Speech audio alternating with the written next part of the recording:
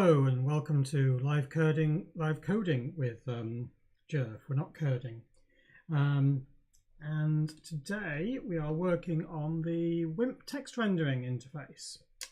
So that means we are doing some text operations to size text, split stuff, and otherwise do rendery stuff. So we're going to see how we can get on with this. I am not completely sure where we're up to because I was away last week. I had real work things to do, sadly, or happily, depending on how you look at it, because job things are good. Yes, so live coding sounds interesting. We should do live curling. That would definitely be more appropriate to the Olympics going on. Yeah, anyway, yeah, so I'm not sure where I'm up to. So we're going to have a quick review of where we are, and we'll have a see what we're doing.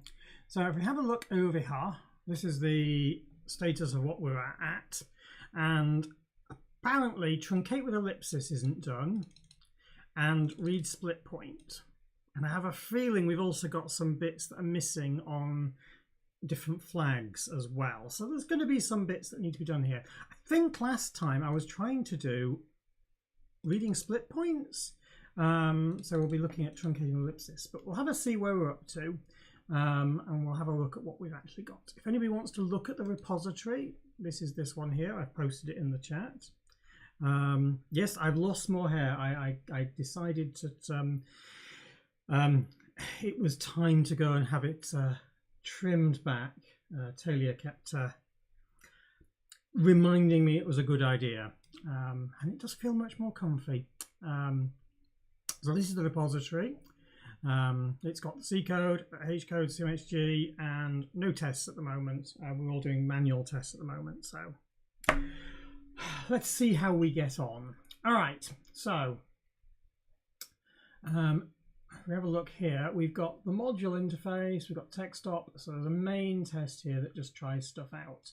And I think, if I remember rightly, we've done, yeah, got a set colors test, we've got an exercise of the paint code, and we're just basically showing the positioning of things. So what we could really do with is displaying some text with different,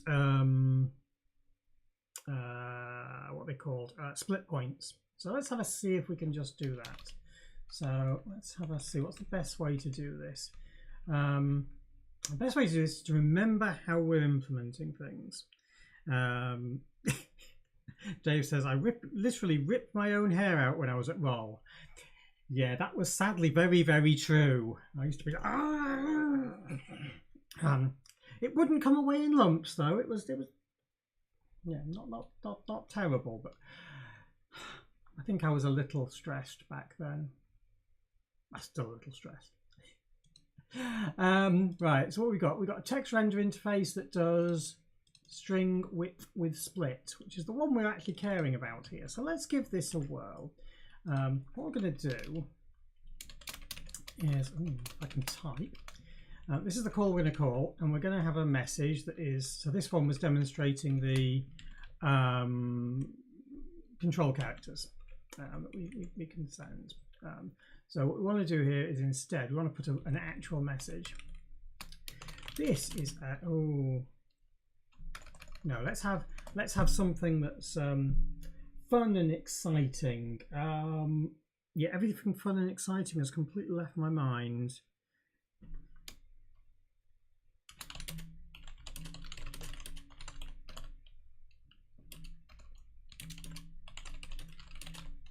Oops, I think it means. Is that right? Is that the right quote? I think that's about right.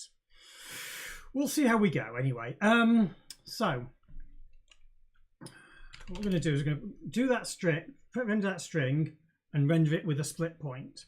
So read the string width with a split point. So let's have a see how we get on with it, shall we? Because it should be quite easy. It should be, he says, quite easy to do. So int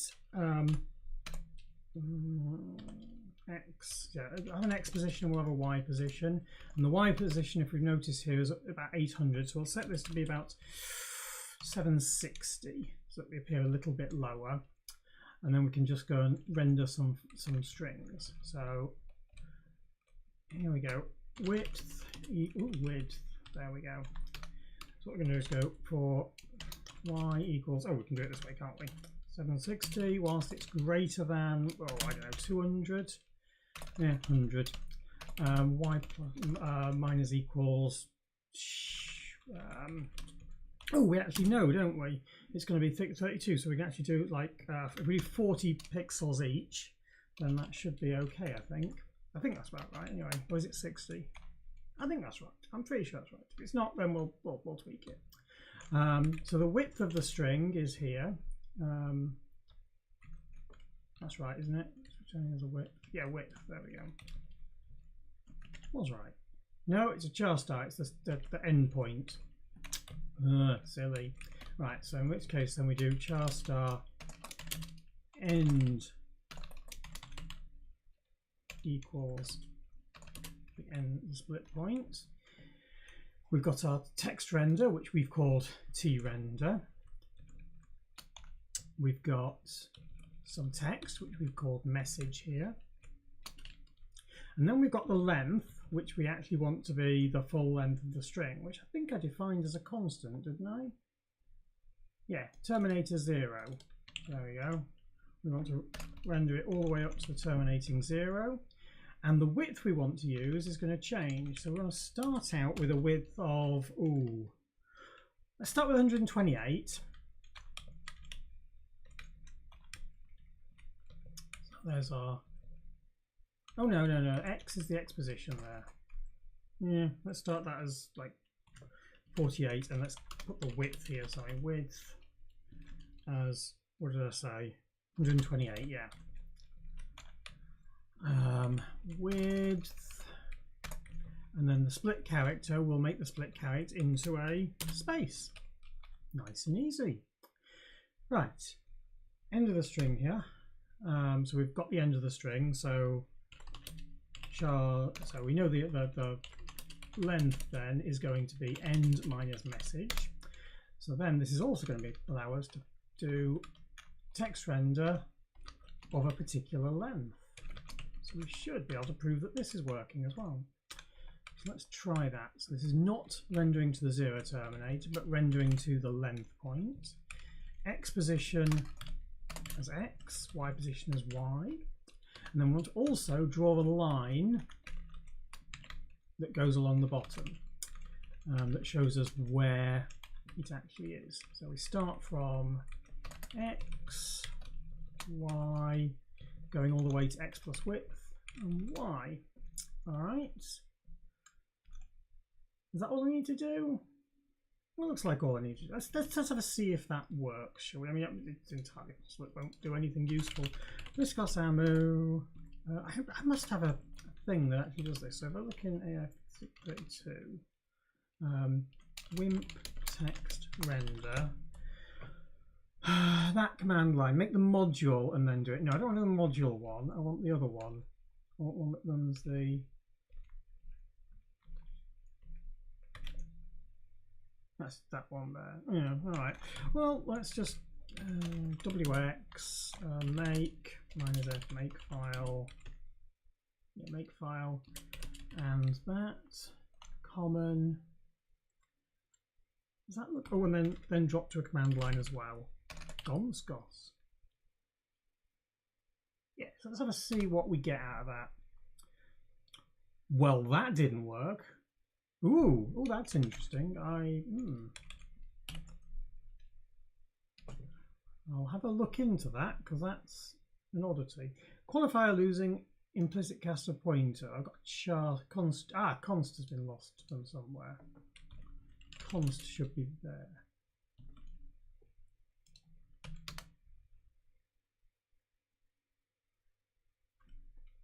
Okay.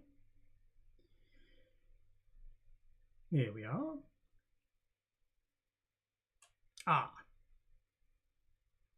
didn't increment the width and I'm printing out lots of debug. So let's get rid of the debug, shall we? Debug in here. Yeah, there's some debug. Let's turn that off. Okay. Yeah, all right. And I probably also want to get rid of that big blue rectangle, don't I?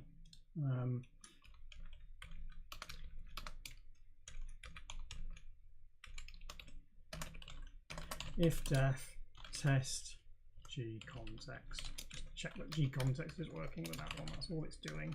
Then I can leave the code there, and it's nicely annotated as to what it's doing. I also want to increment the width. So let's do width plus equals 56. I have no idea what that means, but it should be about 3 characters or something. Let's see. Whoa. Now, since almost every single one of them seems to be incrementing by a word, I think maybe I'll increase the width by something a little bit smaller. So let's make this increase by 18. No, not 18, 20, because that's slightly more than 16. So it should give me a couple of characters at a time. Right, let's see how that works.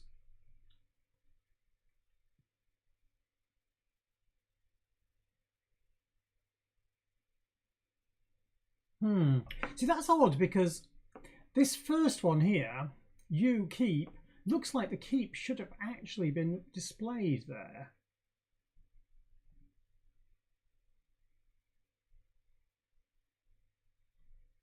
It really does look like that.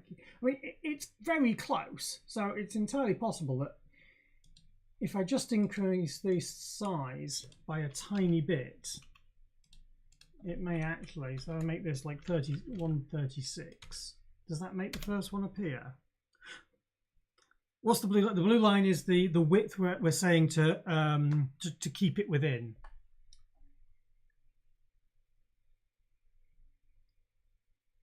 Hang on, what? Yeah, so keep has now appeared because it's now thinks it's got enough space for that. You keep using, yeah, so the blue line should always be longer than the text string. So imagine it as being, say, a text icon that's that big. I'm sorry, Dave. What I should be doing is making this bigger. Oh, I can do that. I can do that. Hang on, hang on, hang on. There's a, oh, balls. Wasn't what I meant to do. Give me a second. Close that. Right. Boss error. Not very nice. Pyrodev minus Python quit unexpectedly. Okay, fine, you crashed. Pyrodev minus list config graphic. Is it Cairo? WX. It'll be a WX option, won't it? So it's graphics WX. There we go. No, maybe it's not graphics. Graphics UI. Oh, maybe it is under graphics UI. Let's just have a quick look, because I think there's a general set of settings. Scale 1.0. So if we go and do config graphics UI dot scale equals 2.0. Dum dum dum. Hopefully this will be visible on slightly smaller text. Woo! Is that better, Dave? Can you see that one?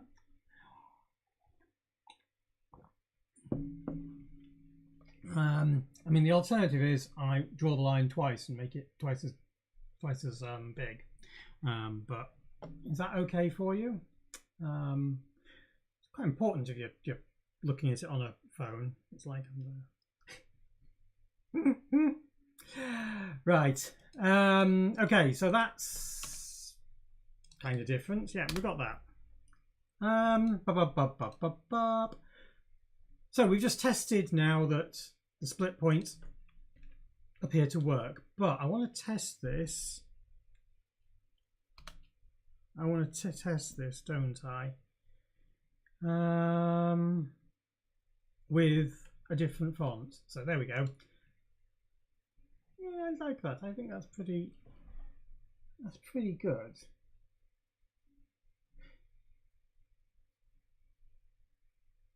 Yeah, so when it's too short, it's not actually going over. So what I want to do now is, I'll just put that there for a second. Set Wimp $font to clear the screen. 12. And then run AF32 dot. Text render. There we go. Ooh, that looks like it's worked as well. Yeah, that looks pretty good as well. So we got text in a font working properly.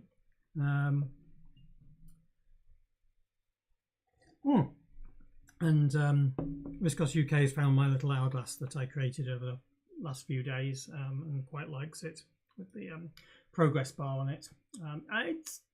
It's not perfect, and I'm still playing. I was playing some years ago with the progress bars and things.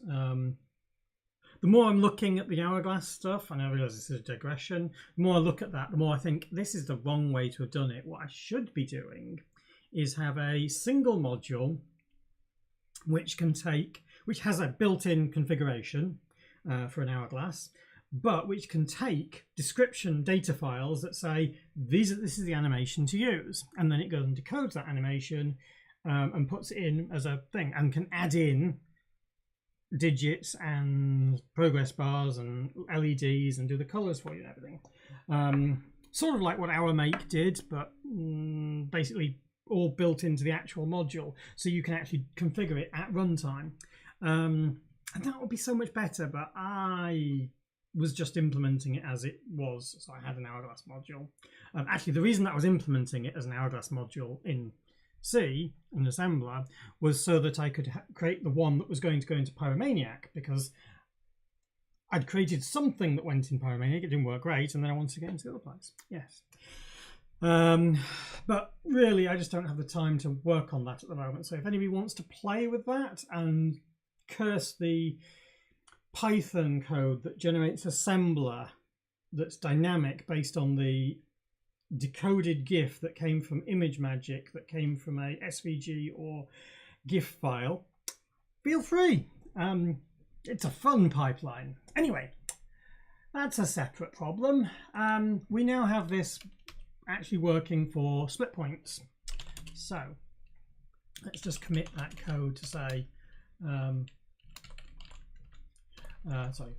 added simple test code to check the split points work.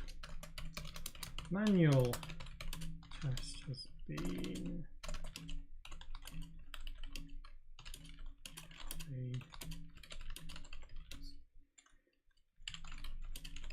up with real fonts.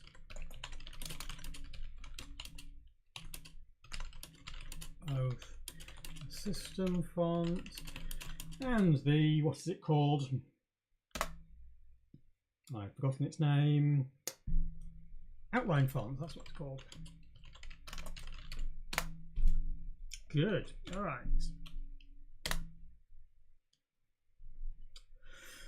So let's push that and people can have a look at it if they wish. Right, was this exposed out to the module? Get split point. Yes, it was. Well, that's quite nice, isn't it? Text.split point's done. So the next one we're missing is truncate with ellipsis.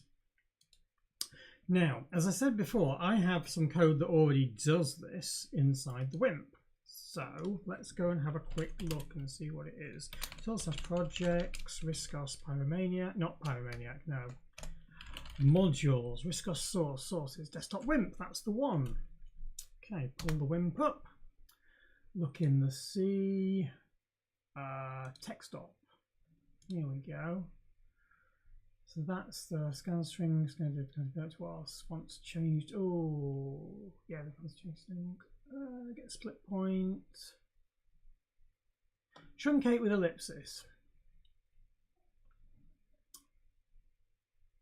So yeah, this looks pretty easy, really, doesn't it? It doesn't look like it's a particularly complex routine. So let's pick this all up. Boom, boom, boom. Truncate with ellipsis. I mean, it's entirely possible, like the other function, we may end up just deleting it and having something that's quite different. But let's have a go at it. So what we do first is we go and implement it in our internal functions, and then we implement it into a text op that handles the actual SWI interface. So this was the bit that did string width with split. So now what we want is this one, which is truncate with ellipsis. What do we do? Return a buffer containing the string to use to fit in a space, allowing the ellipsis character at the end. Okay, so let's give this a similar interface. It's going to look something more like this.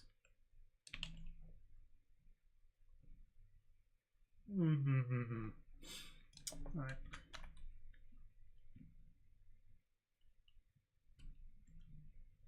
Is that the actual external interface? Yeah, maybe. We'll have a look anyway. One pointer to error, null if none, or one if buffer overflow. What a weird interface. The interface is weird because then I can return one and I can just compare for it in the assembler code. Sorry, let me just show that so you can see how it works. So have a look at the Wimp assembler code in here. Where's text op live? Does it live in font? Text op, or does it live in noosewise?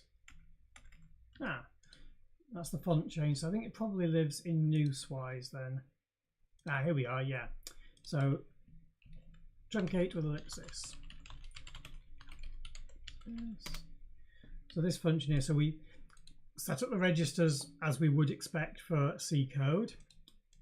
We go and set up our workspace to point to the right thing, and then we call the function. And in here we've got, let me kill the break timer. Disable for 4 hours. There we go. And then at the end we go, did we return a 1? If we did, let's just bounce over to here and do a buffer overflow. And if it was a 0, we can just return here with clearing the V flag. And if it was set, we didn't need any on that. That was redundant. Well, and then we store it back to the exit, so it returns the exit point properly, exit the error pointer properly. So that's how we did it in the assembler. It's really easy to interwork C and assembler code. Absolutely simple. Genuinely it is. And the next project that I do will demonstrate a bit more of interworking C and assembler. If anybody is interested in interworking C and assembler, use netgerph.org. There is some example in here. So this is the super quick guide to linking C and C with non-C code. This was basically so that somebody could create some C code and link it with BASIC, but it's just the same as linking it with a bare assembler and the like. It's got various bits of code in it, so there's a guide here that explains things, and there's some extra responses about how to make things fit together.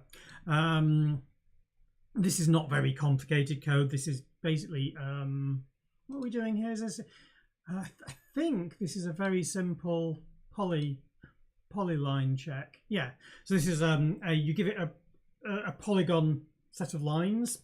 So just straight lines. This is a shape, and then it'll tell you whether the point you've clicked on is inside that polygon or not. That's all that function does, and then we make it so that we can actually work with that function.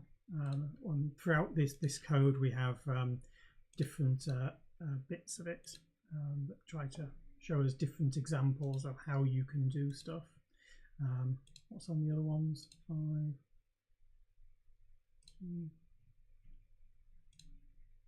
Yeah, not sure what I'm doing here. I'm assuming that this is described in the guide, but it was some years ago that I wrote it. September 3rd, 2003. Little while back. Yeah. Anyway, that's another aside. But that's basically what all we're doing here. Nothing at all complicated. I've got more worse on my glasses now. I'm really get really frustrated with anything on my glasses. I've clearly got more irritable with it over the years. It just bothers me. It's really stupid. The worst bit though is not when stuff's on my glasses, but when I go to clean them and my brain is just going, okay, I can't see, there's something there, and instead of trying to clean my glasses, I go like this and try and clean my eyes, which, given that these are alcohol-based wipes, as most glasses cleaning things are, it's probably not a wise choice. Usually you can smell it, so that's not such a big deal. Anyway, I am digressing so much from where we were. So let's go back to here. Truncate with ellipsis. So let's do this. This is going to be truncate with ellipsis. And this has exactly the same description, but we're going to use the parameter form that we have here. Ooh. Over the years, I've indented things by an extra space. How interesting. Because it's now 4-character indented, that's why. Text to... let's just bracket on. Just tidy that up because it's going to annoy me. There we go. Text to... String to truncate. Control... Oh, I don't know.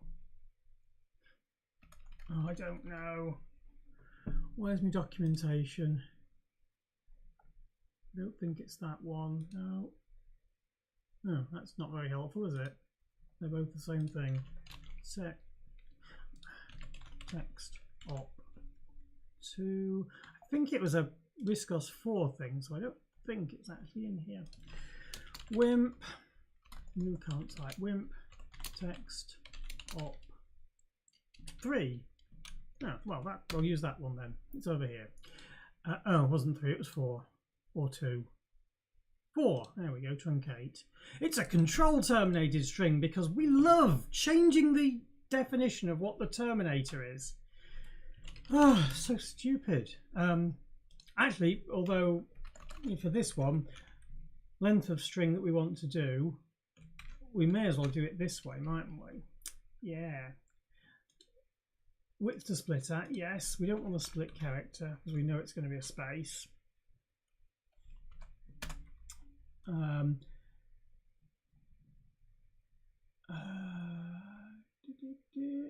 Use P is the size that was used or required by the buffer.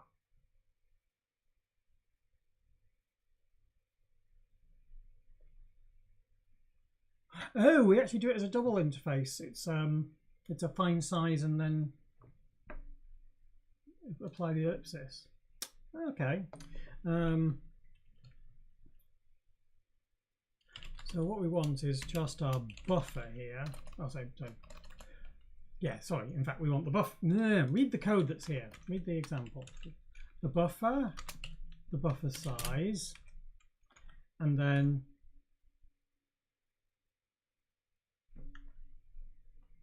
we can return endpoint.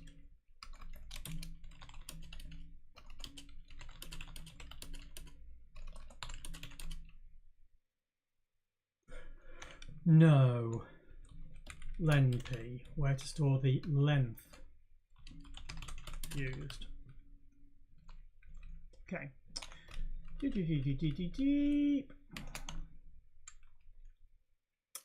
So change the call here. Inputs. We're going to have all different parameters here, aren't we? That's fine. len p, and the other ones are going to be different. So let's just copy the parameters from here. All those will still be needed. Oh, I've copied the wrong things. Sorry. Parameters as in these parameters. Oh, I should line them up in this way, shouldn't I? That's much nicer way of lining it up. I've also missed off the text render. Idiot.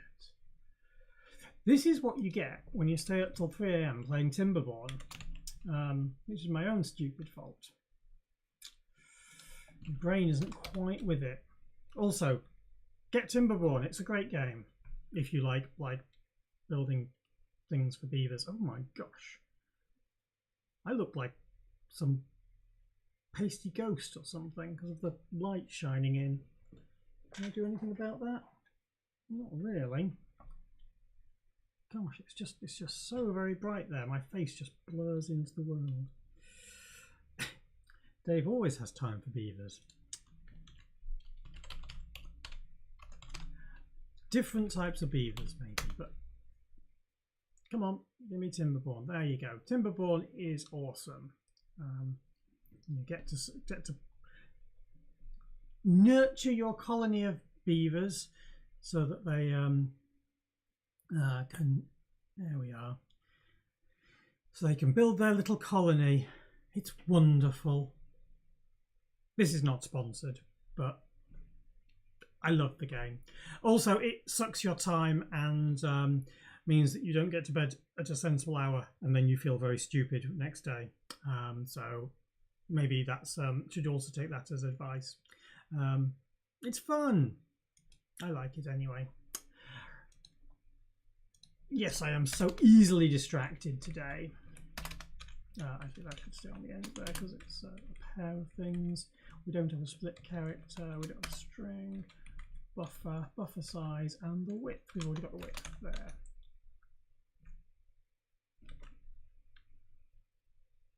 Should I put the width at the end? Yeah, put the text strings together and the width and the that's better. All right. So there we are. Now, the first thing we do here is we get the split point for the width. That's fair enough, yes. So that's actually calling this code here. Oh, except then we end up converting it twice to get the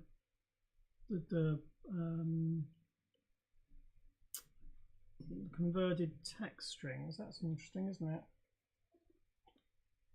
Because I kind of don't want to convert it twice. Not sure. Oh, doesn't matter. Look, efficiency is not important at the minute. Let's just get this working. So this function returns the pointer to the end string and end of the string and the parameters there. So okay, let me actually copy this thing, in fact, for the whole lot, and I can read how to do it. Okay, so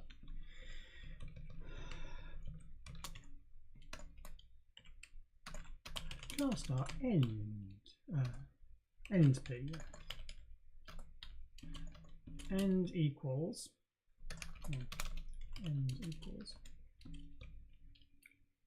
in our text render buffer for the text,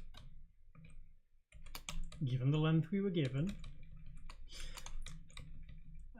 and a width, which is the width we were given, and the split character is always a space. There we go. That's where we get the end. Yeah, looks good. So here we've got error handling and things. We're not passing errors through that way. We're doing them a different way. So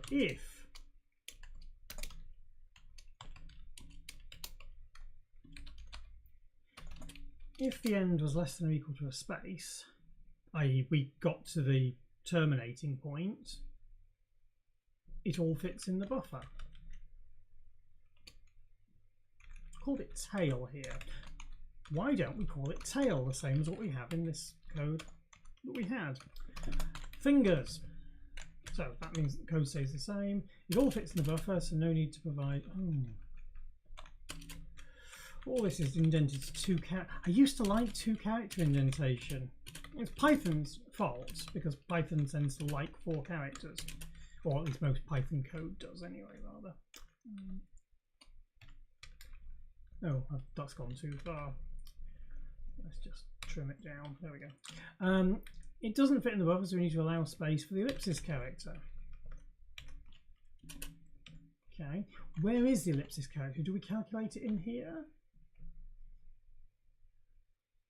It's not in here. It's not in the text render section. Why is it not in here? Do I put it somewhere else?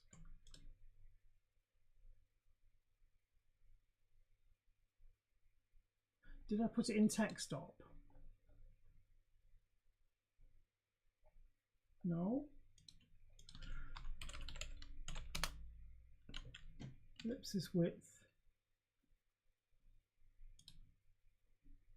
Ellipsis width. There we go. Where's that?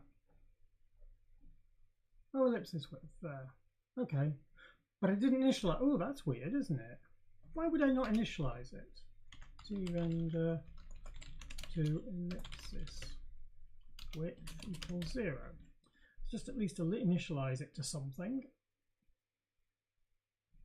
Yeah, there we go. Actually, we'll bring the ellipsis string back up to the top as well. There we go. Right. Doop, doop, doop. So it all fits in the buffer, so everything is fine. And we can just say star len p equals tail minus text.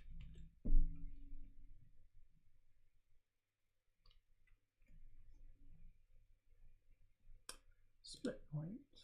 What is the split point?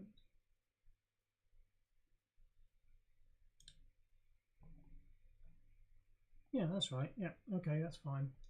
Good, good, I understand. I've lost where I am.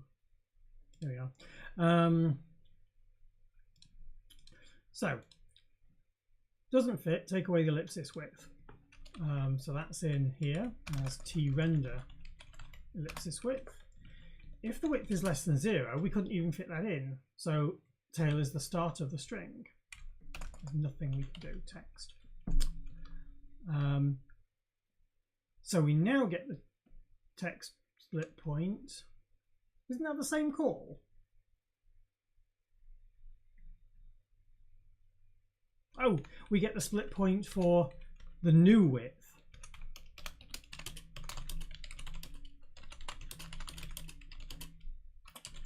Truncated.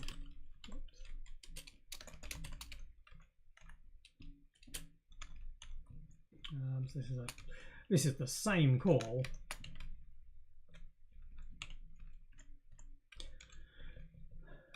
Tail equals that. Right.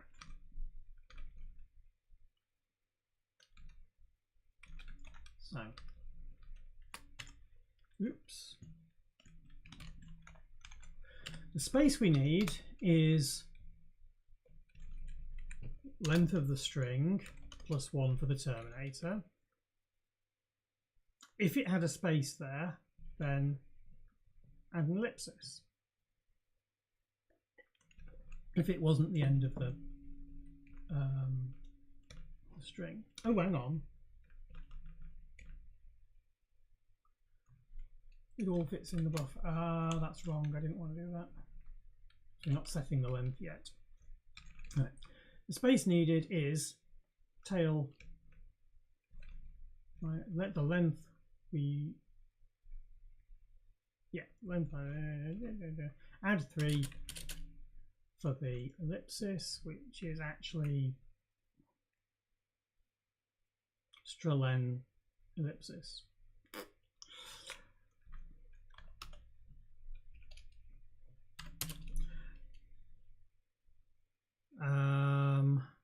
Note, if you change ellipsis string,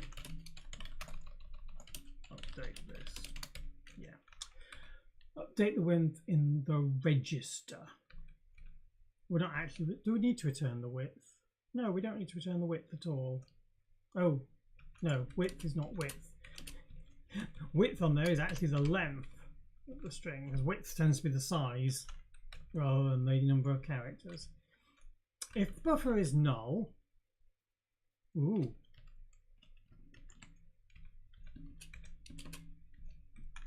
that's interesting. No buffers are just return the size needed. Actually, if buffer is null or buffer size, what's buffer size? It's called buffer size. Because it says here that 0 to find the required size. So that's interesting that we've actually got different conditions here. Well,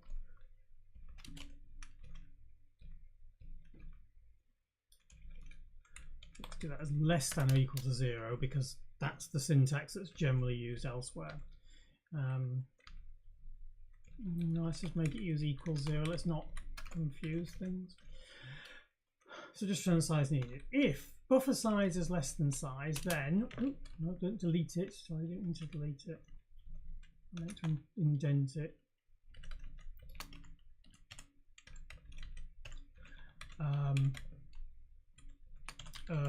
Buffer overflow. Oh, hang on. Ooh, that's a point. This interface doesn't allow for.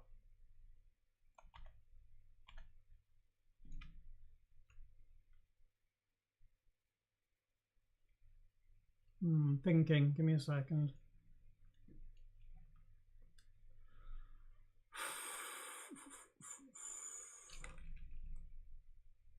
Because this interface is our internal interface, which doesn't deal with viscous errors. We just don't handle them in here. We don't pass them around in here. It's only the external interface that does those. So if that's the case, or negative if buffer overflow. There we go. So now we've kept the same interface, but we've allowed for that one to specify that the buffer space was not available. In fact, we don't even need to do that. We can just say where to store the length, and we just won't populate it. Oh no, you do. Yeah, you do need to say it's negative. We'll return it as negative. Yeah.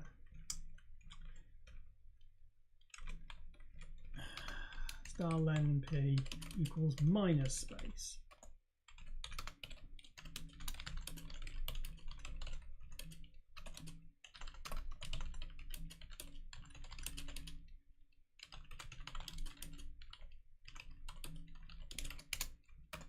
That means you can check it in almost any code that we're doing, which will be easy enough. Copy the string to their buffer. Mem copy. There's no point in us doing a byte copy like this, is there? To buffer from str of size tail minus str. There we go. Now append the ellipsis. Oh, what I should do here? Oh, yeah, I can do that. Str cat, isn't it? No, str copy. Yeah, it's just str copy to buffer plus length. Why am I not using putting this into a length parameter? Oh, space. No, space is actually the space we need, not the length. Eh, we'll do a length, what the hell.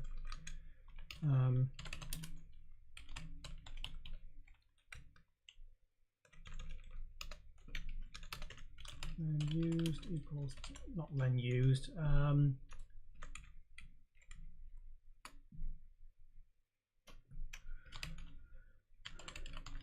Length truncated.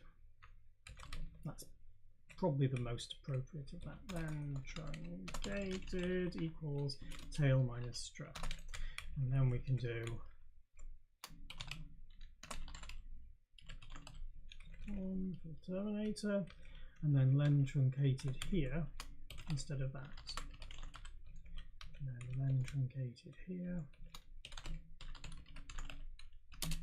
from ellipsis string to, that's all I need actually, isn't it? Just like that. And that will zero terminate it as well because it's a strip copy. Oh, we've got a length set. Yeah, that looks good to me. I think we're okay there. All right, so do we think this would work? Not sure. Let's have a look, shall we? What's the best way to do this? Sorry, I'm tapping the desk and I shouldn't do. Yeah, I know what I'm going to do. So let's first compile it. Let's go Samu.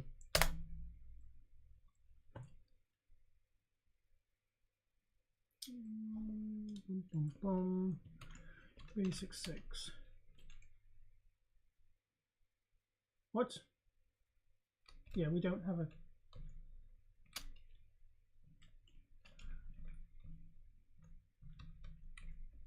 Actually, since we're just returning the length, can we just return it as the length here?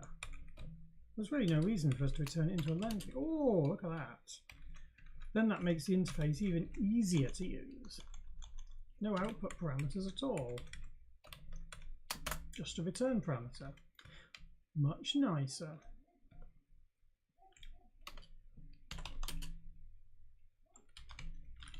Then return. Because then we can actually set it, because otherwise we don't really have it here. So then return equals space. Actually, it's just space, isn't it? It's literally just space. You don't need to do that. Damn it.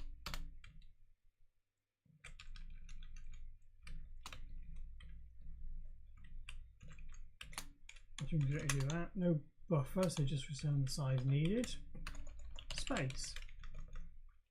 There wasn't enough room, so return negative to signal this, minus space. And then finally, return space. There we go.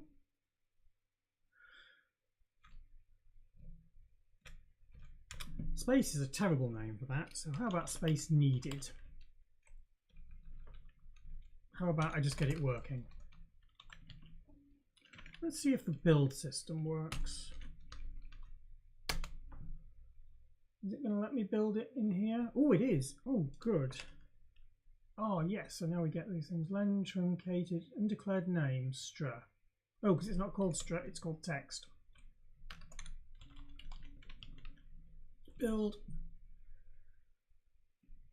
I did it again. 417.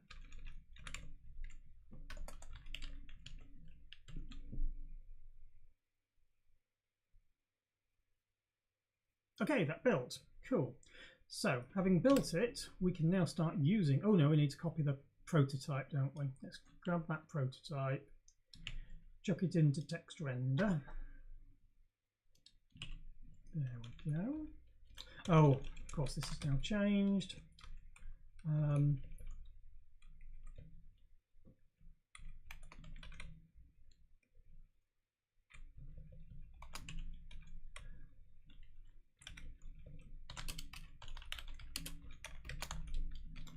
Or negative if buffer overflow.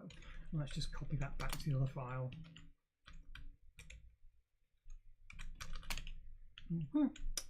There we are. Right, so now let's try using it.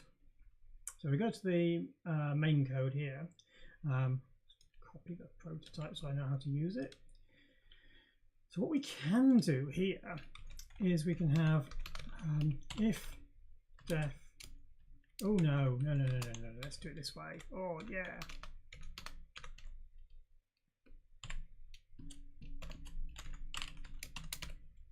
We don't need to use to get Java. This is the thing we want to use. And I'm going to print out the same string again, but instead of doing it with the string width and then paint, we're going to call this function instead and then paint it with the length. So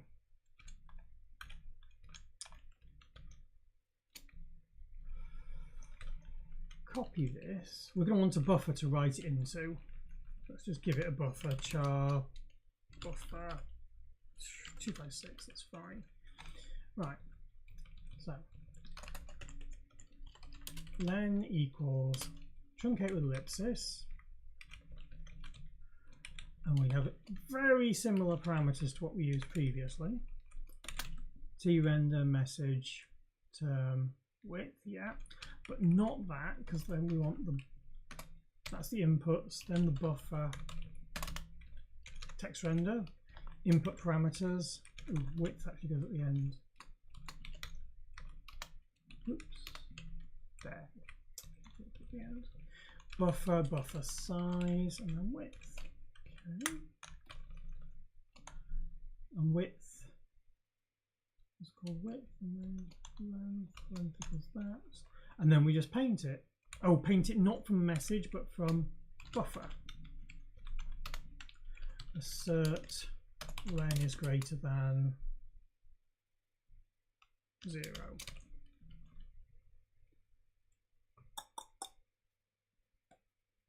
That looks okay.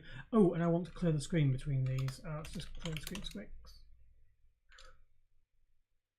Gcontext should probably have a call to clear the screen, shouldn't it?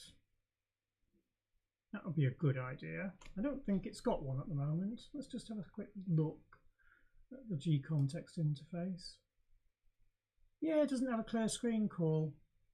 I mean, because for something like, we'd probably call it next page or something, and that would be in, if you were generating SVG, it would be generate me another file or something like that. But yeah, not terrible. Os read C 0. There we go. No, not read C0, sorry. Right eye plus 12. Clear screen. Sorry about the ugliness there, but there we go. Right. Build that. Yeah, that didn't work. No side effect in unary for unary star.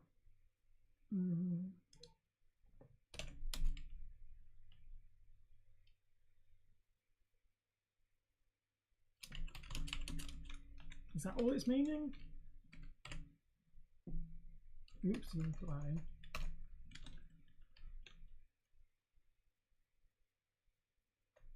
Clear but not you. All right.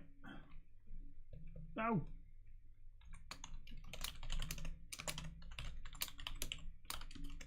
Nah, to hell with it.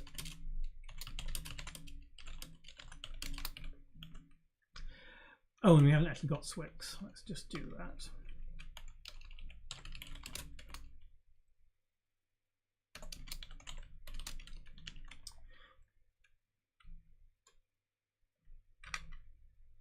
That's only a warning.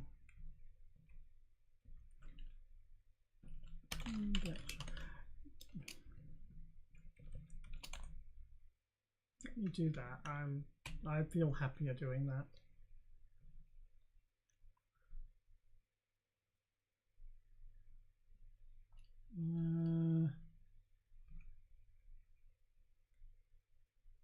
Character sequence inside.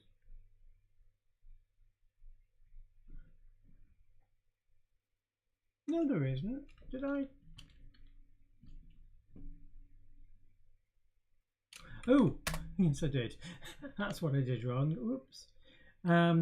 Undeclared buffer size. Oh yeah, let's put buffer size int buffer size equals size of buffer. There we go. Is that happier? Assert. Oh yeah, you've got to include assert.h to make that work, if I remember rightly. Yeah, there we go.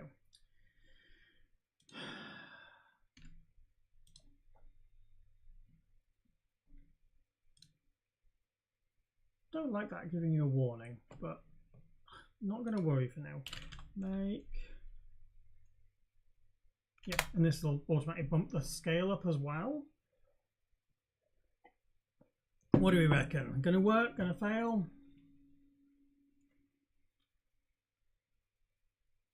Okay. Oh, No. I don't know if you can see that, but the ... is currently after the blue line there. So it hasn't truncated the string, it's actually just appended it onto the end of it, which is no blooming use. So I need to go and tweak that. What did we do wrong there? I think I have an idea what I did. I have an idea what it did, but I'm not that one. This is it here. So here we've worked out the tail, but we haven't now truncated the string. So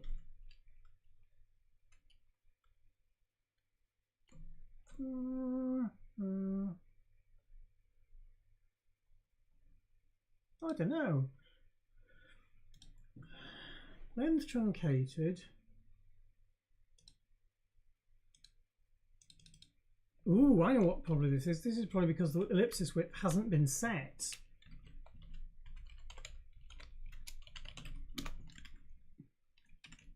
Oh no, there it should be set.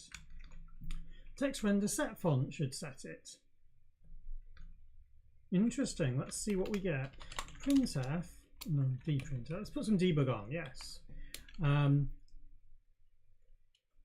Ellipsis width equals %.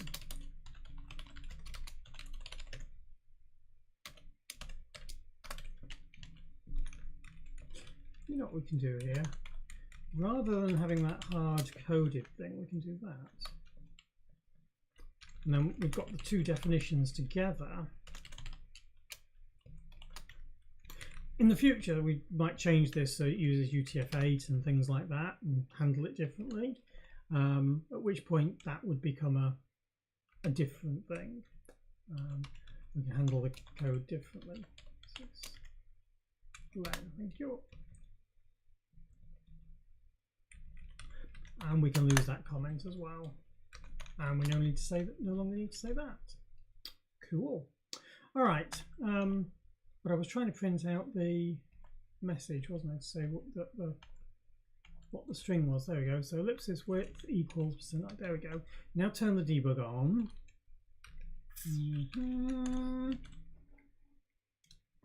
And try rendering it. Whoa, here we go.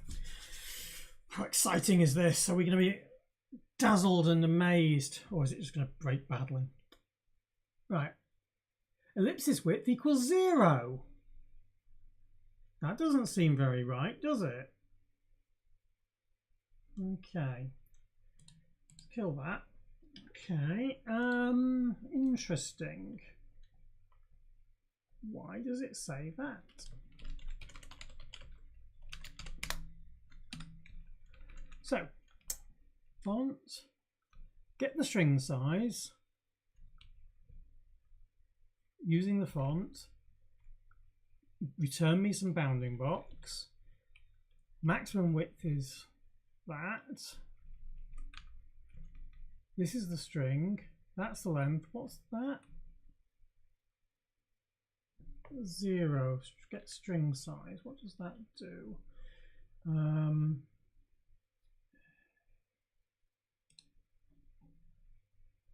Get string size, split character, and I think I defined a split character to be G context no split is -1, so that's not the same as what it had. And the bounds is right bearing minus left bearing, which should be the width. I believe that should be correct. Let's try it with that and see if the split position was the thing that was confusing it.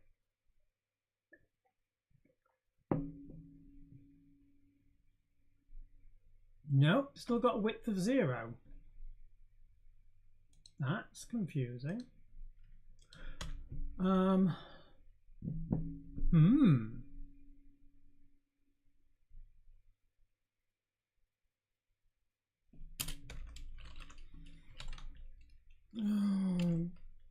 Pyro dev list debug font. What font debugs can we have? Font manager, font parser, and font. Turn them all on. Font manager, font parser, and font. Come on. Come on then.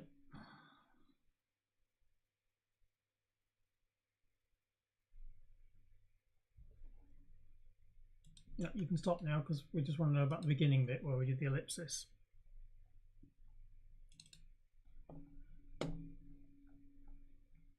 Lots and lots of font calls. Here we go. Set font 21212. Here's the ellipsis width thing. So get font bounds for the string ... Fair enough. Pixel sizes are that.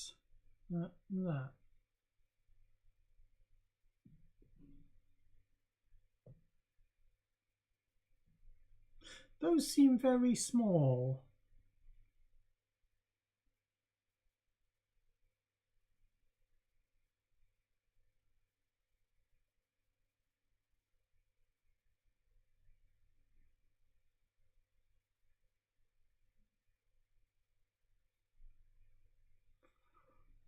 One, two, three, 4, 5, 6. That's the different parameters, isn't it? 11 and 12.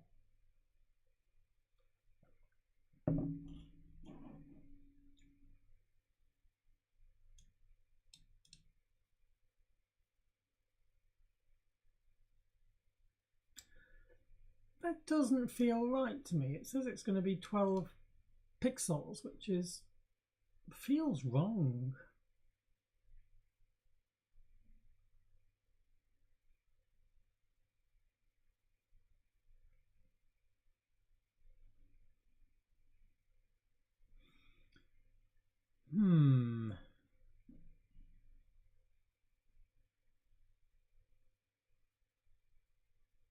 But the string size normally works when we do this. Oops, that wasn't what I meant to do. Woo, bouncing all over the place here. Where did my window just go? I've lost my window. You bounced over to what? Silly thing. I don't know what, but right. Sometimes I press keys and stuff happens. Not necessarily the stuff I want. Right, probably we don't actually want to take away the left bearing from that, because we actually want to know the rightmost position, because the left bearing wouldn't matter. I'm in the wrong window now, this one here. So let's try that again without debug, because that wasn't helping me.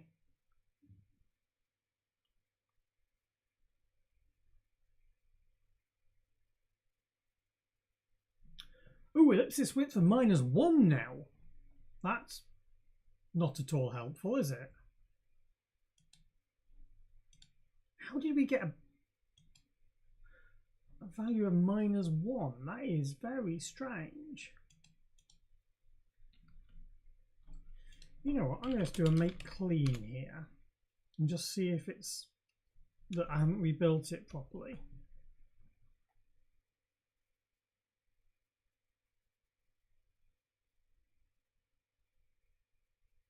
No. What?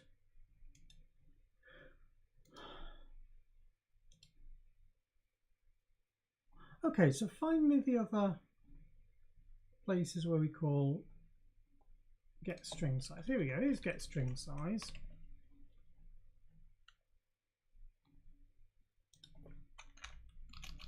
So this is one that works. Oh, hang on, get string size here.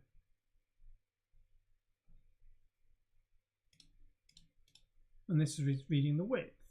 If r bearing is greater than x offset, then width equals. Actually, that's actually more correct, isn't it?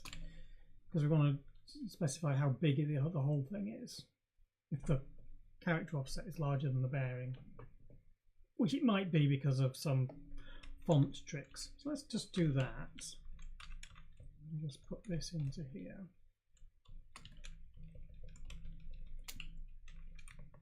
It's also quite possible that the R bearing just isn't working. It isn't correct.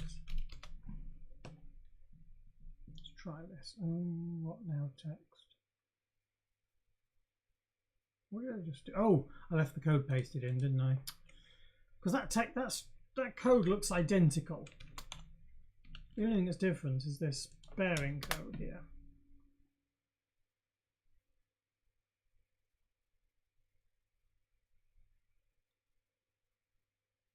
$26. Right. You can stop now. You can stop now. Let's turn the debug off.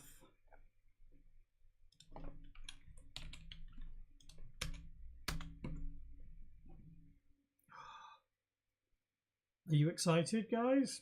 Been very quiet down there. Right.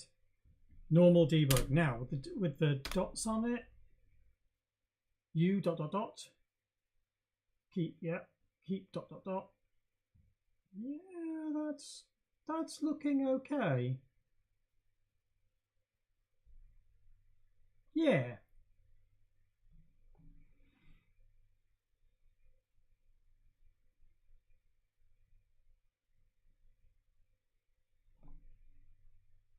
Oh, hang on. Do we actually truncate as a space or not? I don't think the Wimp does it? It doesn't use a space character. It uses a single character as its space, as its thing. So actually that's wrong. I should be using gcontext, trender no split or whatever it's called.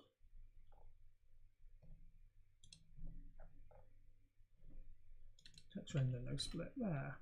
I think we should be doing that.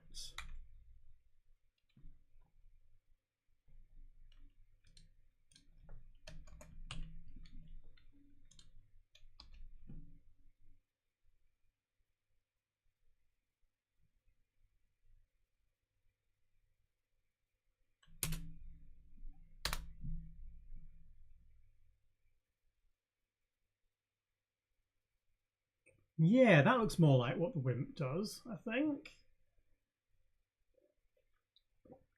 I like that. That's quite cute. I wonder if we should actually allow it to use a split character internally, because then you could actually split larger strings as well. Advanced for the future. Advanced thing for the future. We can deal that later. Right. So that's given us internally the handling for splitting characters, truncating characters. Internal implementation of the truncation with ellipsis.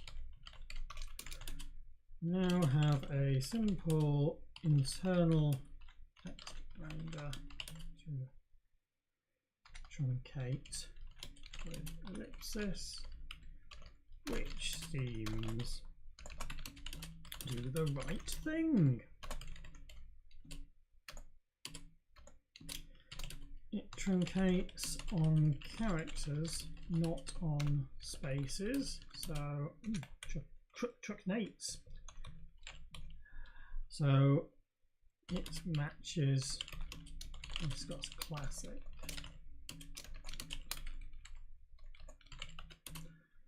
But we could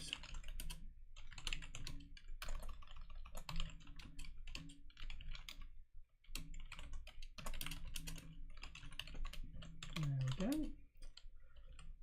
So that gives us the interface there. Now we need to expose it into TextOp, so we get the text interface, TextOp interface, which is pretty simple. Oh, what did I just do? That wasn't the right button. Stop that. Copy, paste. TextOp, truncate with ellipsis.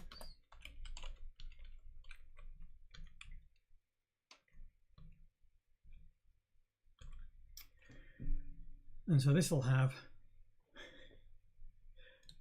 control terminate to read the to truncate control terminated.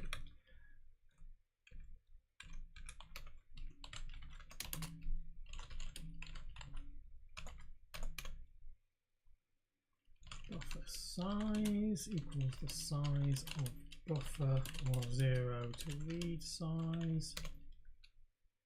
Width in os units, there we go, or 1/30 not split. It doesn't really make sense actually, because you're going to split at it in os units. Split character isn't given, split point isn't given,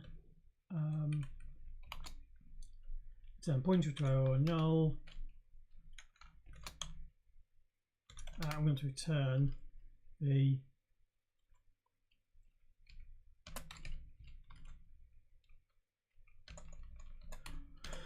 buffer needed.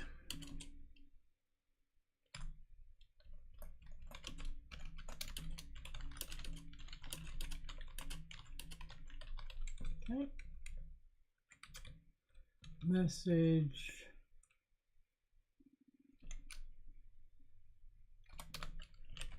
star buffer, init buffer size, width, no split character, and then we have a init star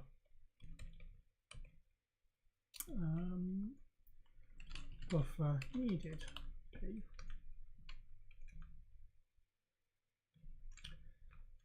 Also want to call the function the right thing, don't we?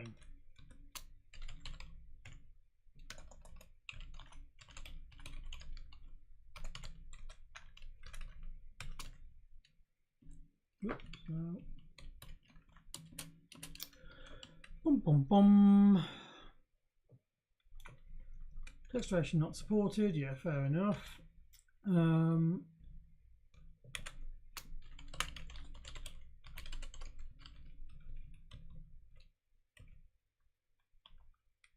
Yeah, that looks good. So now we just go and set things up. So we want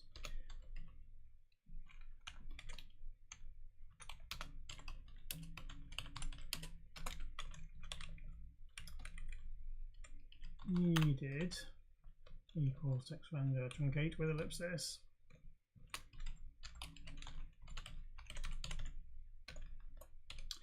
Text completion isn't completing of late. It's been somewhat annoying. I think by installing the LSPs I've now confused it and it's got very unwilling to do my completions. Not very happy with that. Control terminated string, the width given.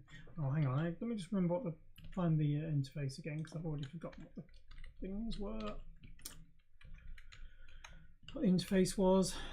So needed, message, length of the string, control terminated, buffer size, buffer size, the width, and that's your lot.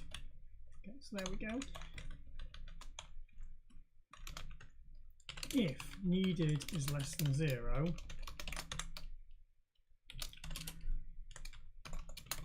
they supplied a buffer, but it was too short.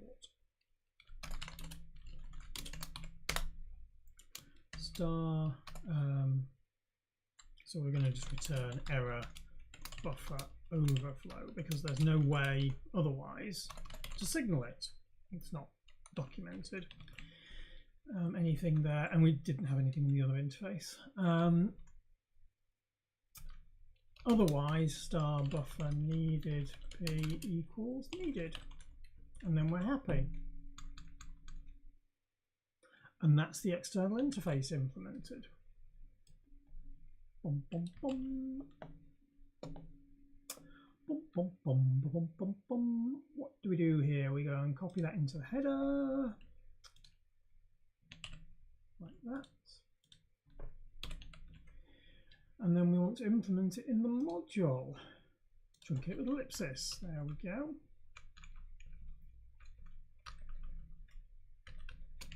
Looks pretty much like the other routine. It should be messages in R1, slightly different char style buffer. Oops, buffer.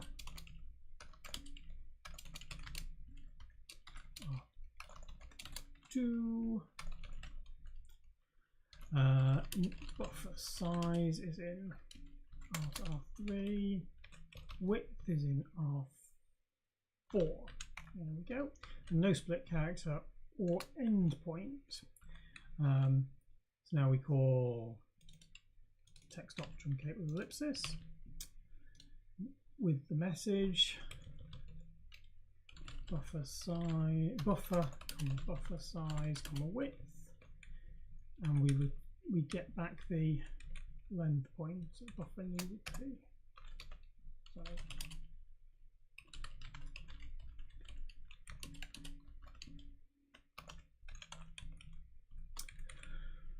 buffer needed. Buffer needed. Which should already be an int, so it doesn't matter. If error, return error. Oops, I pressed the wrong button.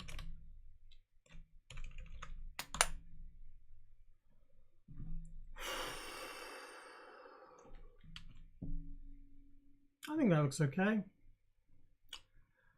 See what happens, shall we? Make -f make file mods. I think we've got. I thought we had something in the history. Discuss ammo. There we go. That's the one in the history. That's got all the debug turned on. Probably don't need the debug anymore, do we? Let's turn that off.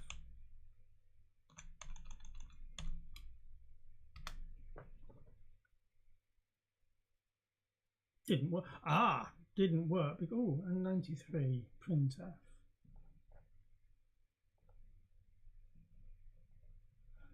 Inventing in printf. What? Studio. Oh, I'm in TextOp. Sorry, TextOp here doesn't have it. Oh, interesting. How odd. Okay, include Studio. And then I need to pass update CMHG with a new error. Error not implemented, and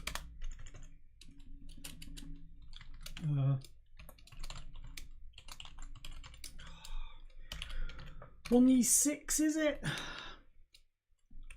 think it's 1E6.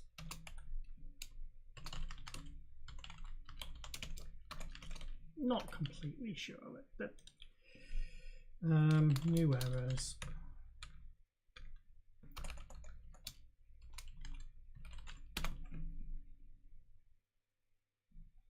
Lots of them. 1E4. I was so close. Oh, buff overflow. I just want to know, what is 1E6 now? Mine's on 1E6. No such SWI. Yeah, I wasn't going to get that, but I was close. I was close. Right, build it now.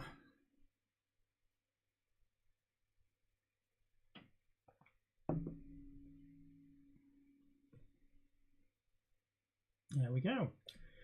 Wimp text render initialized. So, oh, that's not got the big size. Let me just bump the size up for you so you can see a bit better. There we are. Do we have a? Oh, my file system testing's in here. Probably miles back it will be for me. Oh, there we go. We've got some. Yes, I like to have song lyrics as my test things, don't I? Right, let's have a see then. 4. We've been observing your app at 160.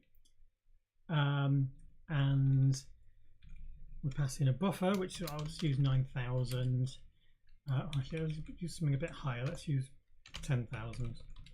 10,000, sorry. 10,000, whatever. 256 bytes, width of that, and then the length comes out in R0. So but R2 is preserved, so I can actually do len comma a string, and then I can print out truncated as a string. Weave but that looks cool. Looks like it's doing the right thing. And if I increase the width that we're printing to like 300, yeah, how neat's that? Oh, if we do a tiny thing like 32, it just gives us an ellipsis. If we do it as less than the ellipsis size, so maybe about 16, oh, that's interesting.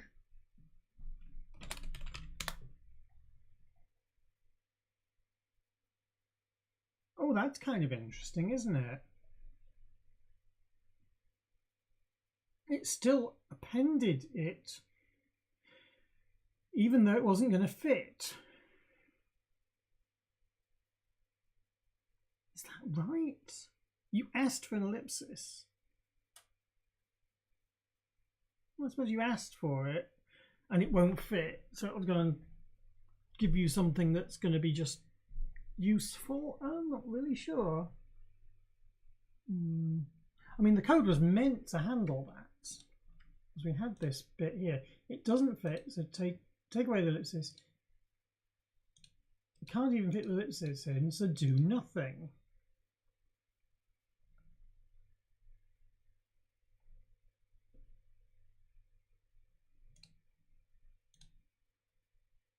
Except we don't do nothing, we actually go and still append the ellipsis anyway.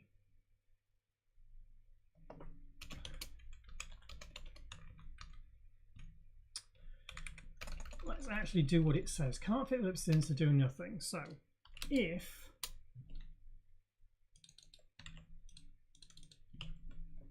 buffer is null or null size, then return 1 byte. Otherwise,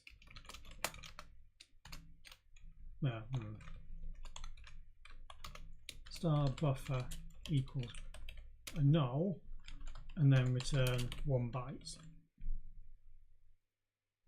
Yeah, okay. So that will give us the at least vaguely sensible thing there.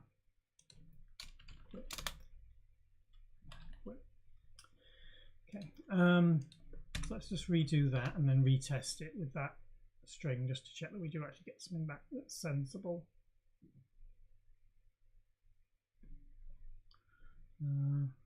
Bit bigger, please. Should have added that config option to this one, shouldn't I? So basic.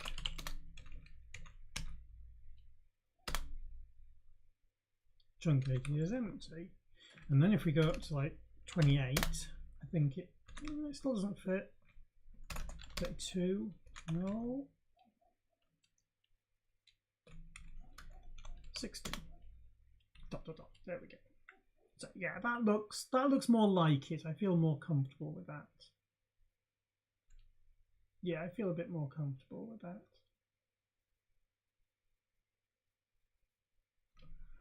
Interesting. I think I'm missing something in this code here. Yeah, that's not working properly with readline. All right, anyway, truncation now working. I'm happy with that. So we can now go and turn off the debug.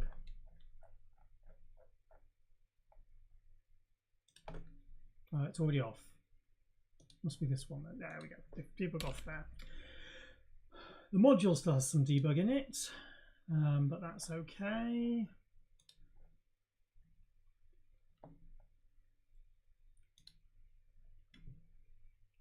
We don't do anything else special, do we?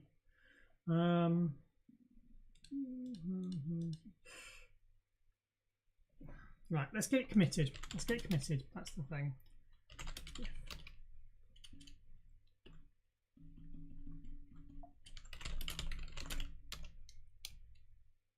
Expose the truncate with ellipsis code.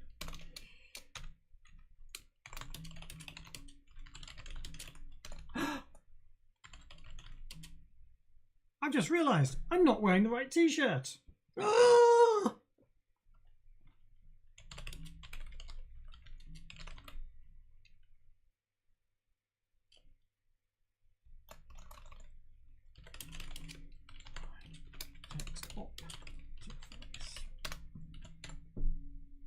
Okay, there we go. Push that.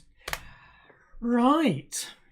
That is good. So now let's just quickly edit the features text render. Because that one. Because we've now got something that's working. So truncating ellipsis done. Haven't tested it in 64-bit yet. We'll give that a whirl in a bit. We've got text color, set font colors, and read sysinfo still to do. So we'll have a go at that in a minute. It is time for a break, however. So I'm just going to go and commit that to say that we're at this point. Oh, actually, no, I'm going to go and update the status because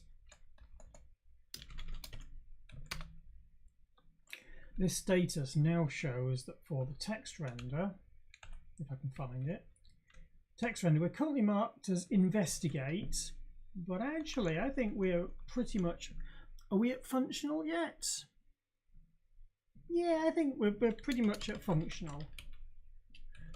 And I think that's true of both implementations. I think we can say that. So I'm going to go, and in fact, actually, I don't see there's any reason for us to not have 64-bit working. It should be just fine. Yeah, having said it should be just fine, I should actually test it. Because if I don't test it, then I won't know. Build 64 equals 1. 64-bit, please. And let me just put on the config graphics UI.scale equals 2. So we get that.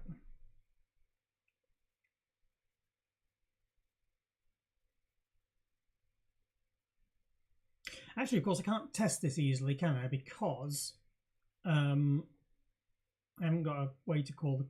Oh, I can call the swires. I can use picoc, can't I? That was the point of it. Oh, all right, I loaded the wrong module. Do we have picoc here? I don't remember. No.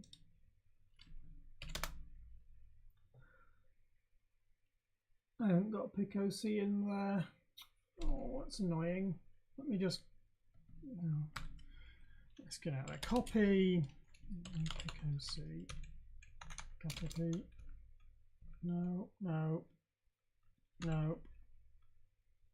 Copy it. That's what I want to do. And then we should be able to use it. Let's have a see.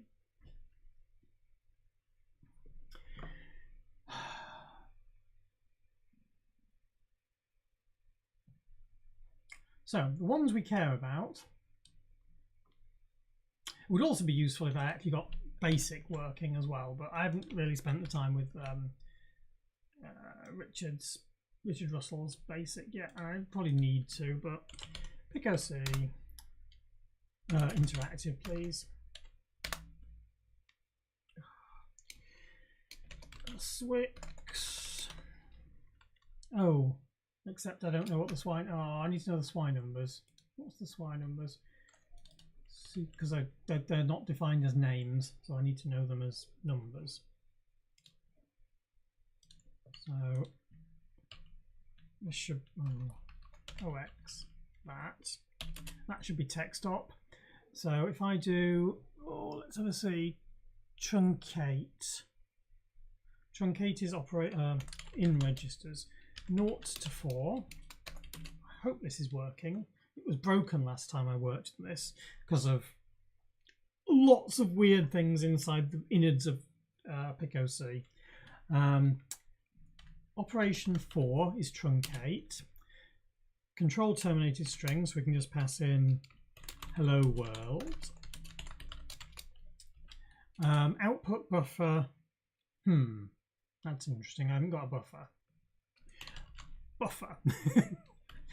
Size of buffer. And then the maximum width in characters 128. Okay, let's have a see what we get out of that showing. Of course we get an error. That's fine. Char buffer 256. Aha. Princess results. Buffer. Yeah. Why didn't that work? Yeah, that's interesting, isn't it? Equals. Oh, loss error.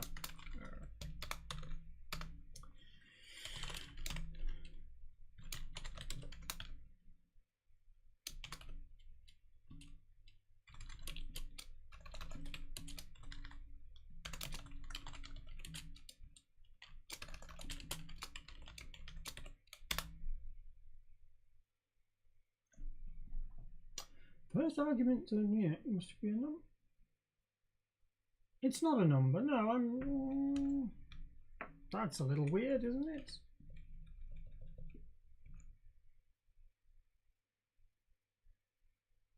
Is it not allowing ternaries where strings? La la la. Nothing to see here. Move along. In fact, I don't even need to do that, do I? I can just leave it as that. Can't stand assign int from. It won't let me cast it. Okay, so we got a little bit of a thing there. Do it this way then. If like that. What's your value expected? So instead of this is a little limiting, isn't it? Oh, that's not very nice.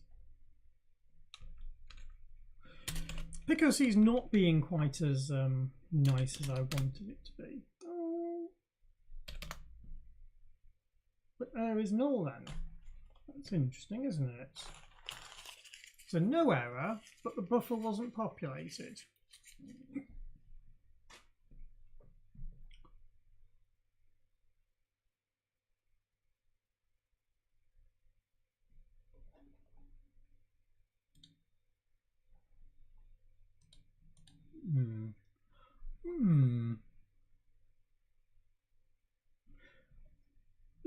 Just check. It is text stop is the first call. Yes, there we go. C00880 registers that. Now, is this another problem with PicOC? Because I'm sure I ended up testing this stuff and it was doing okay. It was doing the right things.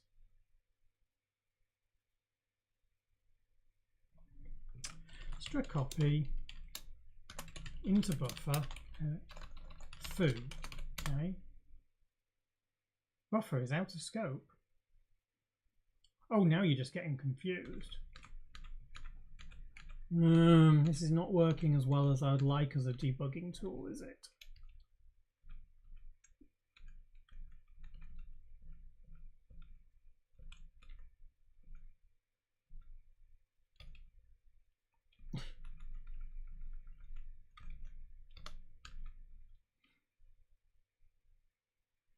Oh dear, now we've gone right out of scope. Okay, that hasn't worked at all well.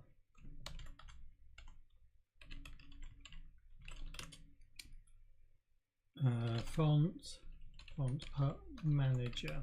I don't need the font parser in there. Okay. PicOC minus R. Minus I, sorry, not minus C. Buffer. Error.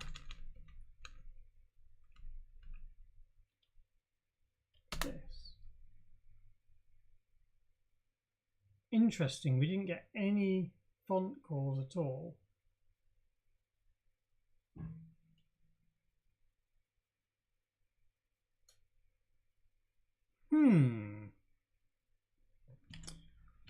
Okay, let's just turn on the debug, shall we?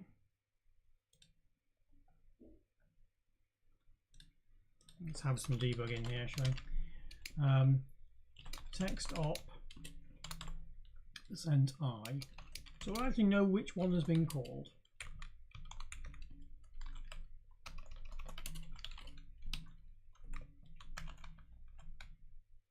Debug is enabled in there. So build and run.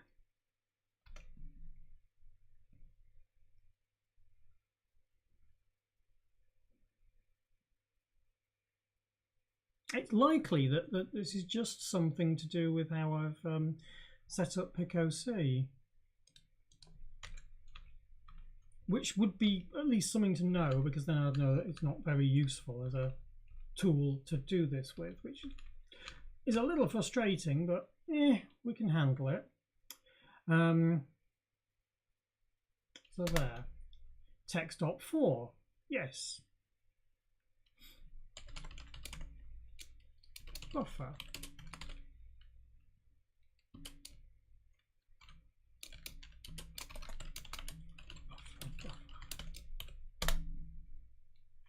But it still came out with an empty string. 0, 1, 2, 3, 4.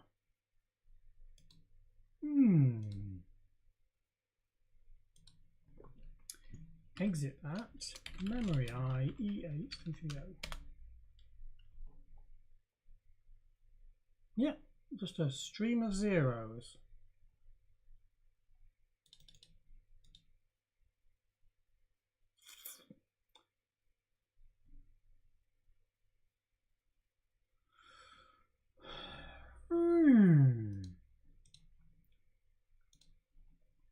Let's turn the debug on this on and see what we get.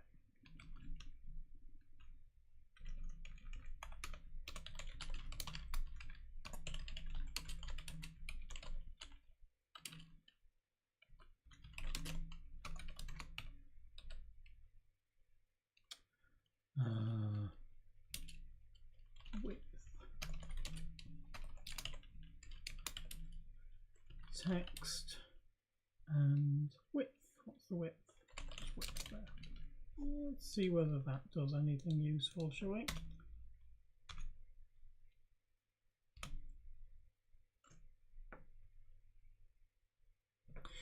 And then we will go and have a break.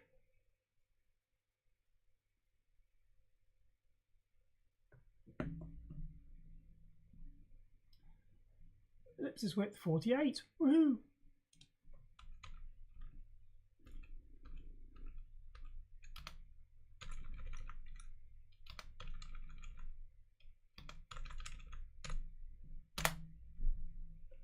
Truncate with ellipsis.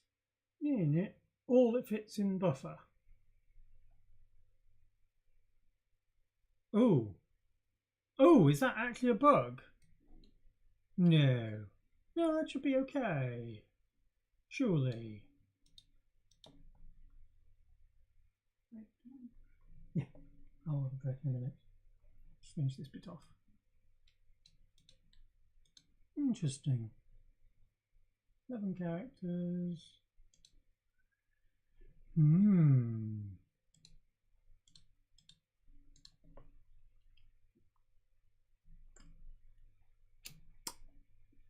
boom, boom. Let's try it in basic on the 32-bit version. Well, yeah, let's try it in basic in the 32-bit version and see what happens. This is the 32-bit one, yeah. Except I wanted just a config thing. Graphics UI.scale equals 2.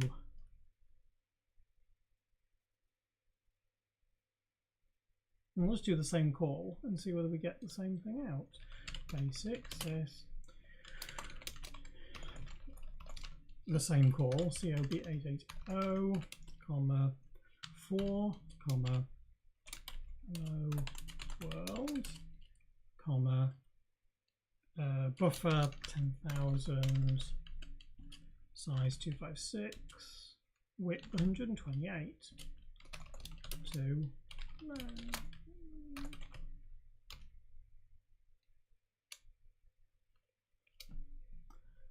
length was 11 characters, it says. It's now saying it doesn't fit. Hang on, what? We ran it before. Hello world, width 128. Hello world, length 11. Character offset 11. Truncate all fits in buffer.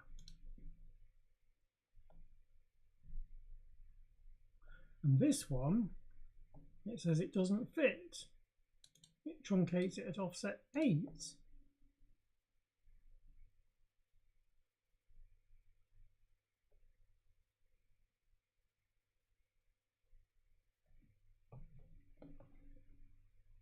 And then truncate over.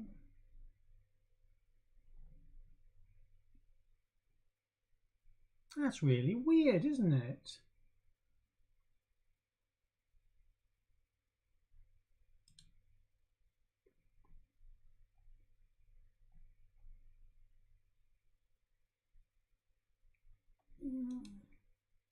You know what, I'm not going to worry about it. I'm going to say it's sort of working, but not quite. May need investigating. It may be that we've got the wrong sorts of parameters in there. Maybe. Romania debug fonts manager. Just do that.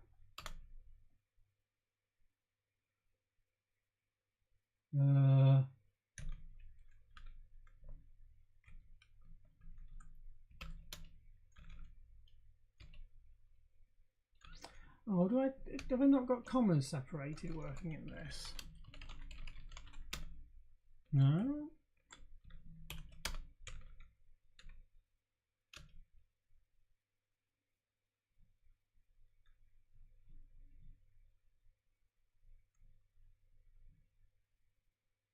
Not going to the font system. Not going to the font system because it hasn't initialized at the right time, I think.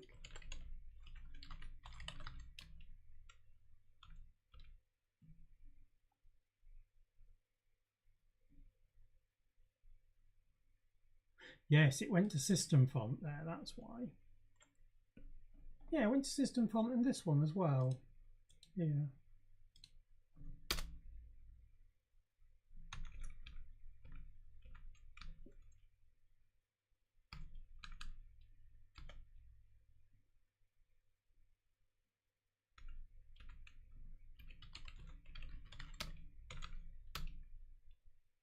There we go, now we're getting font manager calls.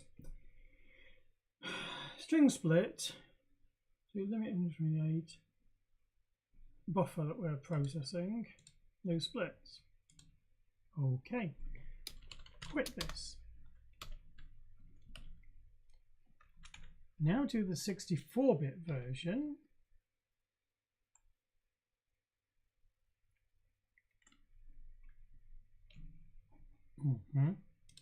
Again, reinitialize the module so we get the actual fonts. Right, we're using Homerton. Now, turn on the debug and go into PicOC.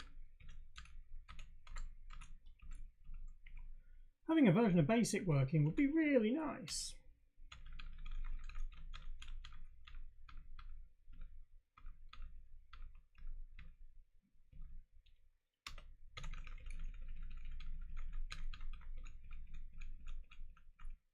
Oops, went too far.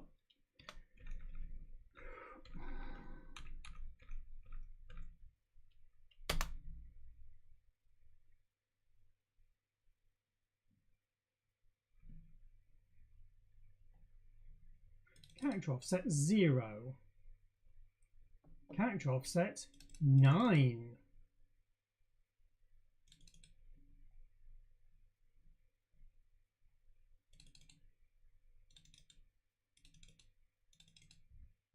Split character 255.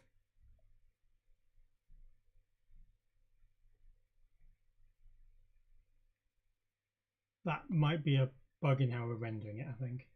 Limit 120. Otherwise looks okay though, but the character offset is definitely coming out wrong. Interesting. I think this is a bug in my font manager rather than anything else. So I think I'm going to come back to it later.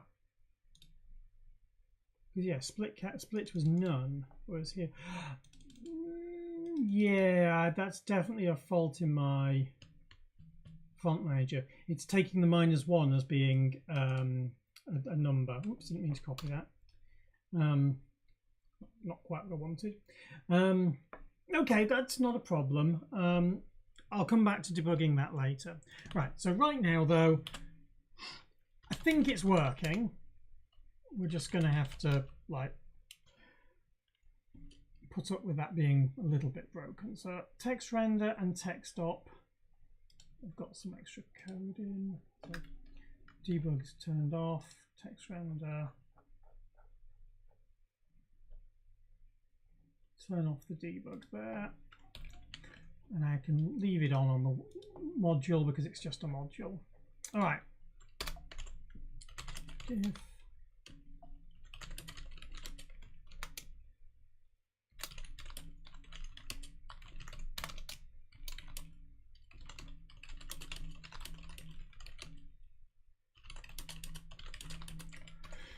so I'm going to have to debug the font manager as well, but I'll look at that another time. There we go. Right, so I'm going to take a break for 10 minutes or so. Yeah, probably get back about 3 o'clock. Yeah. All right, see you in a bit. Break.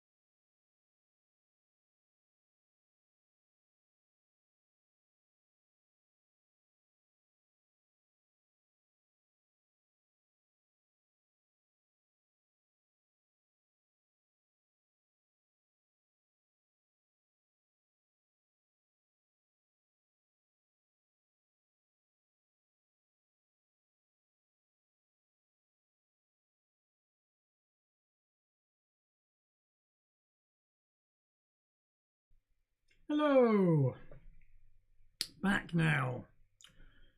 Ugh. There we go, and I'm changed. Got my proper t-shirt on now, so feel properly dressed. Good. So where are we? Aside from problems with the 64-bit font manager I've got, little things. Things are going okay. Yeah, things are going kind of okay. We now have, as I sort of said, we've got text rendering sorted and we've got the status, but we've got a couple of other things we need to do. So let's just update this. Add the new progress for Wimp text rendering.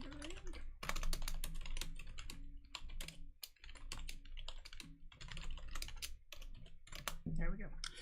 And then we'll push that and we can see it live on the page here. So just give it a moment to go and do its processing. And fingers crossed I can reload this. Dum dum dum, reload. And yep, there we go. That looks so. It hasn't actually updated this to say it's functional. Why not? I thought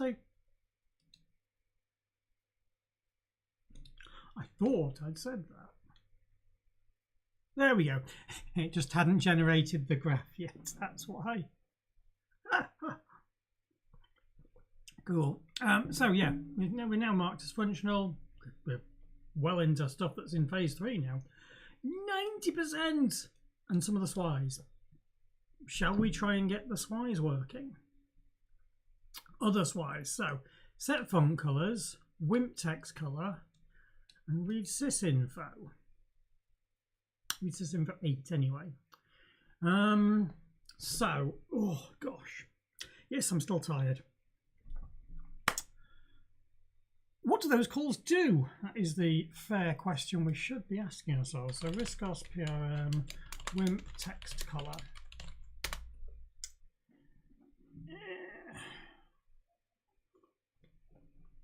Sets the text or foreground color. Calls the equivalent of Wimp text color. Wimp text color, but for text. Use text foreground or background color to one of the 15 standard. So this isn't actually, oh, it is, I suppose, related to this, isn't it?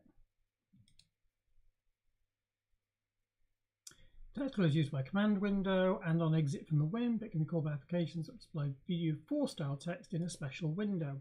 So this isn't specifically related to the font rendering, but it is text rendering. So yeah, let's add something for that, shall we? Because that's not particularly difficult. But this isn't going to go through the graphics context because it's not graphics.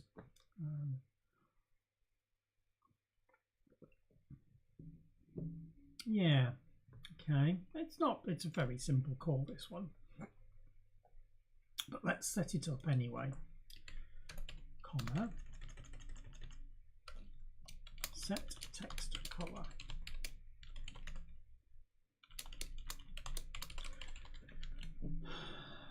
Yeah, that sounds like it's all we need there.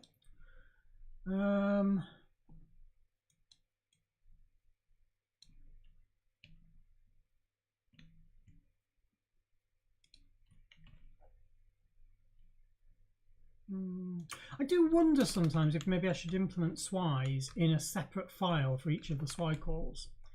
Or possibly maybe for each of the classes of SWI calls, so maybe this is fine for doing it this way. Set text color. Right, so the interface, if we have a look back down here, is 0 on is the color. Oops. Set text color.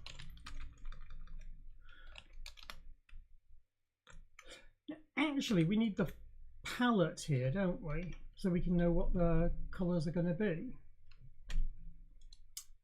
This is starting to get a bit more outside of the area of just the plain text rendering, but let's have a see. So the bit I want to pull out now is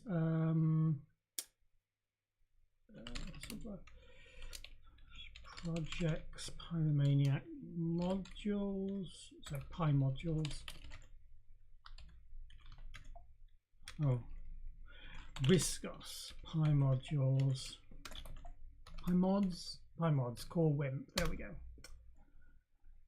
So color map. No, that's actually color mapping with color mapping descriptors. That's not the one. Ah, palette. That'll be the one we want, isn't it? There we go. That's a Wimp palette. And there's a Wimp palette object. Fair enough. So, yeah, we're going to want to pinch this as the default palette, aren't we?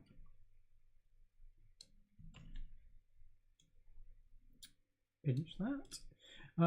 We should probably put that in a separate file, shouldn't we? New file, palette. So this will probably get extended when we start doing other clever things. But right now we're just going to have a sort of stub routine for it. So definitions for the Wimp palette. And all this is literally just a definition of a palette. I mean, there's nothing particularly special about it. Yeah. So there's going to be two types of objects. So let's type def Wimp palette s struct Wimp palette, and this has got hang on, we've got in graphics context we now defined a color, haven't we? No, in the header, sorry. We've now defined a color T. Yeah, there we go. So we'll use a color T.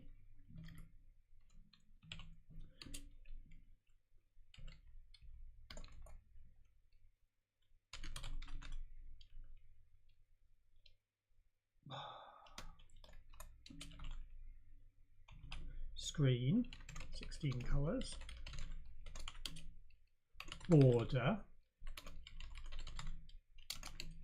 pointer.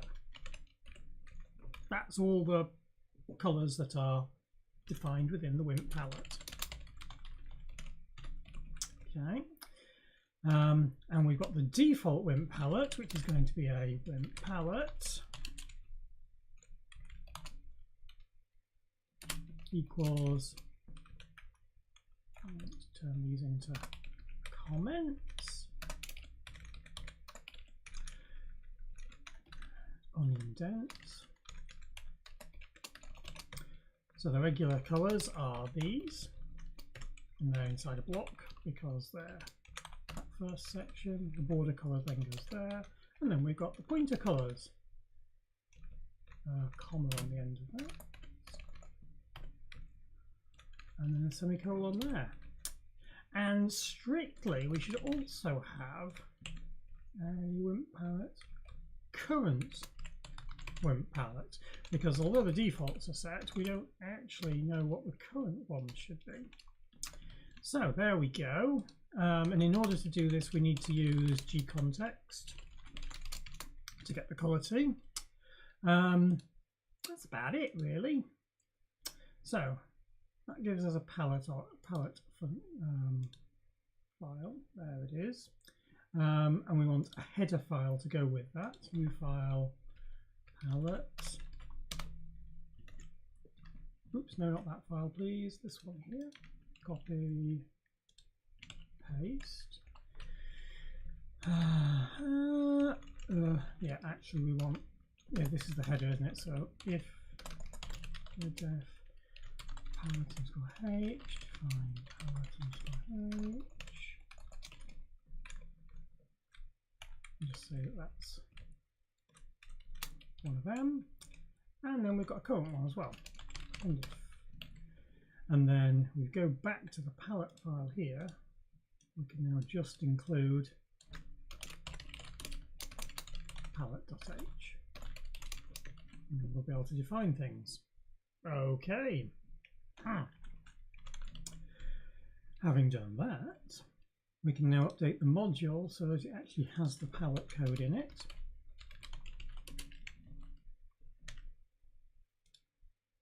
And the module, oh, we should really do a palette initialize.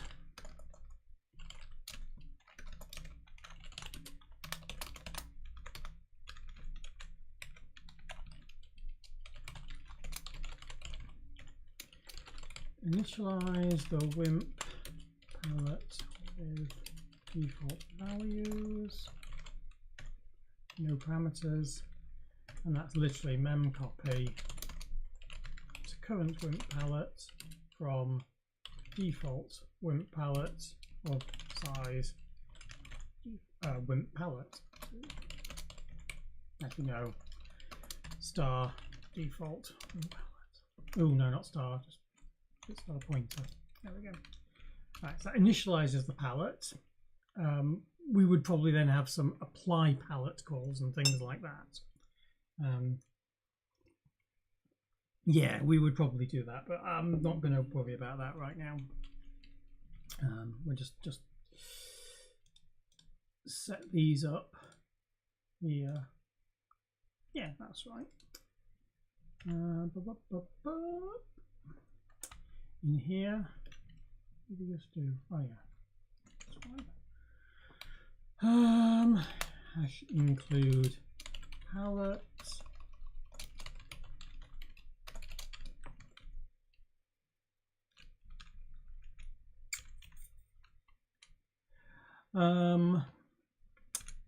Yeah, so we need to also do a palette. Oh, I've called it init here. If I call it init here, surely I should call it init here. Like that. Okay, well that's fine.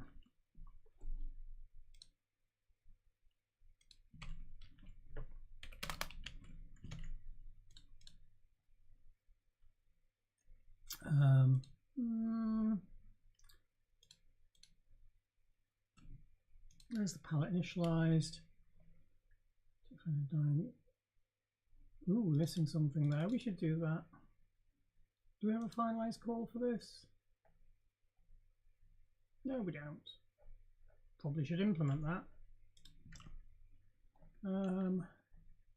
Yeah, right.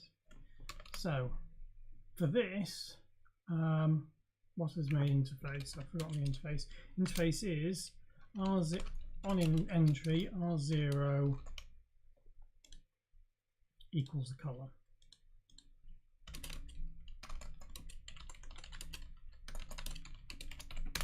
Which makes it very easy because we then do int Wimp color equals R0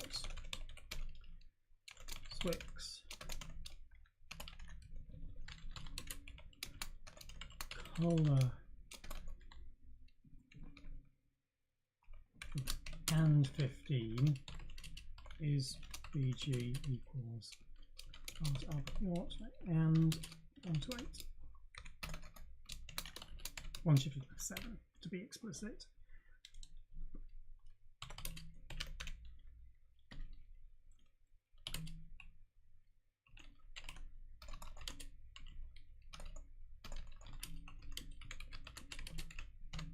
That's now defined it better. Color trans set text color. Don't know how to use that either.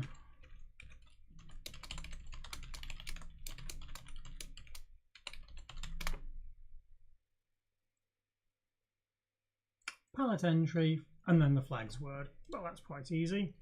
In, come on.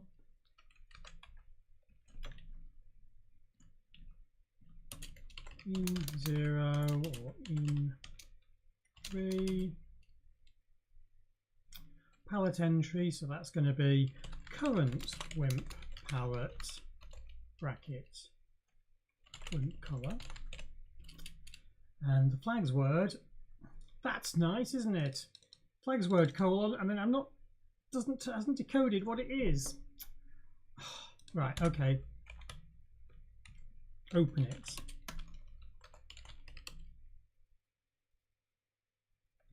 Give me the URL, sorry.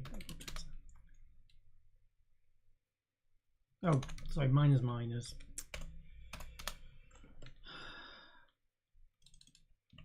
My decoder that turns the Wimp, the PRMs into Markdown isn't perfect for some things, so it'll end up with bits being missing. But you can see it's mostly doing the right thing here.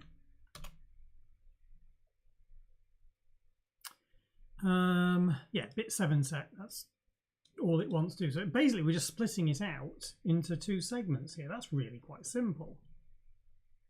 And since it's already in bit 7, we can actually just pass in is BG there. That's quite cute. Return. There we go. That is background. Yeah, that looks like all it needs to do. Let's build it and see what happens.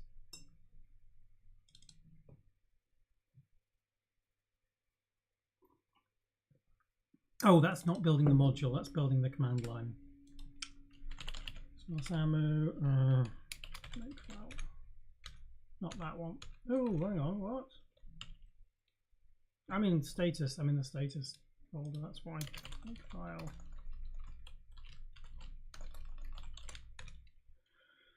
Oh, I don't want the 64-bit version yet. Let's just work with the 32-bit version since we know this is working. That may not be quite right. Include G-context wouldn't open. Oh, not G-context. What is it then? Oh, it's G-context. Fine. In the header.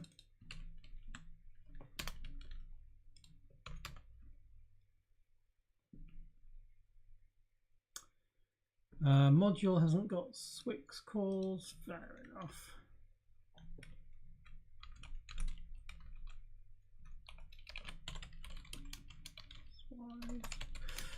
Probably should abstract that call into a function or just use oslib. Legal operands and variable that's odd. Oh, that's not actually used anyway, so let's get rid of that.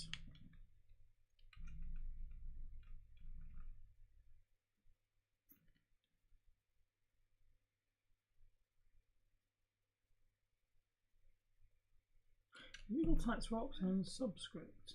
Oh, because that's not right, is it? That's screen, because it's the screen colours we're wanting out of it.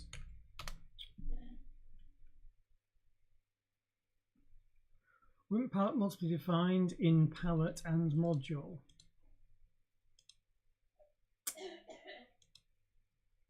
That should be extern in there, shouldn't it? Because they're just forward declarations.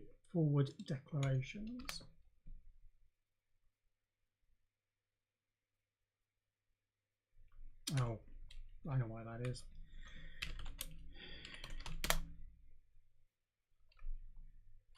Except I want to delete the 32-bit.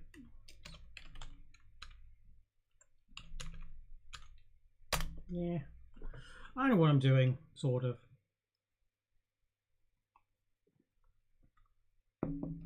Oh, right, look at that.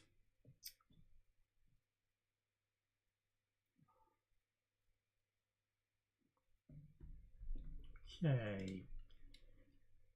What did we just do? Oh yes, we just did the set text color, didn't we? So, Wimp.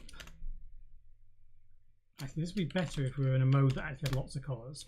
So Wimp, no, Wimp, text render, set text color to be color. Oh, let's do it in a loop for I equals 0 to 15.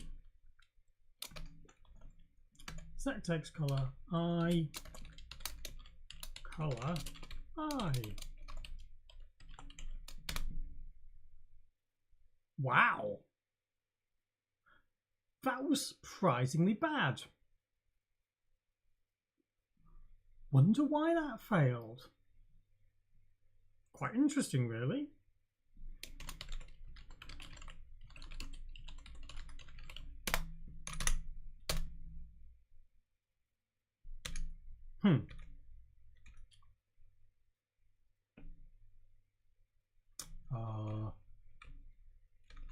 Oh, you know what? Trace swyargs, all swy calls. Whee! What did we do then? So when we called the swy, we converted the swy call, yeah, called text color. That then calls color trans text color for color 0. Flags went into set color, and then we came back a set from color trans set color. So it looks like every single one of them, color trans set color 0. Does that mean that I never actually initialized it? Surely I did initialize it. I thought I initialized it. Oops. Because the first thing we go and do in here is we call palette init. I may have been dumb. No, copy the Wimp, the default Wimp palette into the current Wimp palette. Default into current.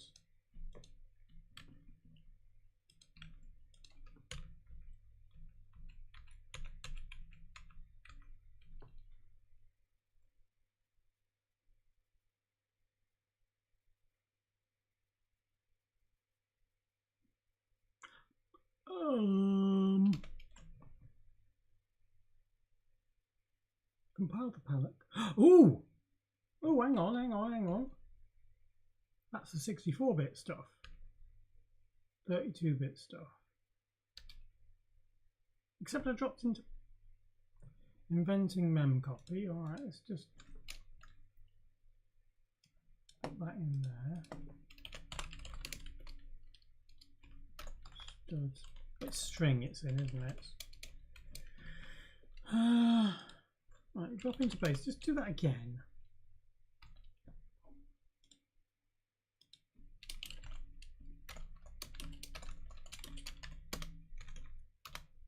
Nope, definitely coming out of zeros.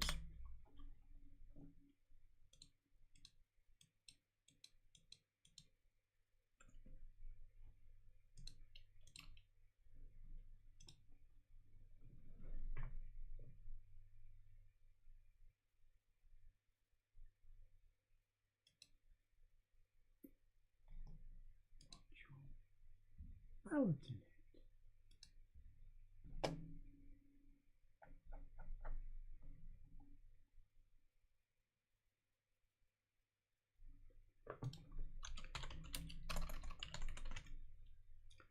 Quality.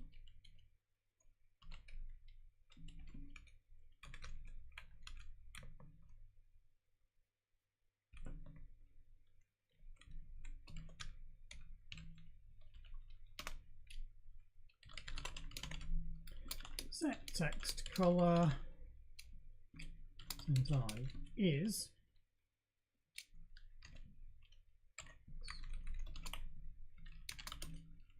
Wimp color and col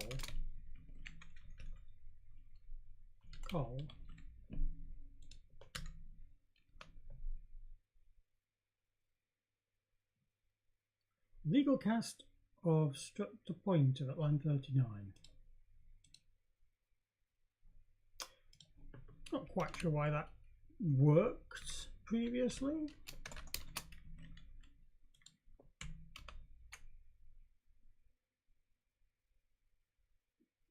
Oh, because memcopy was never actually defined, so it didn't know that that was the.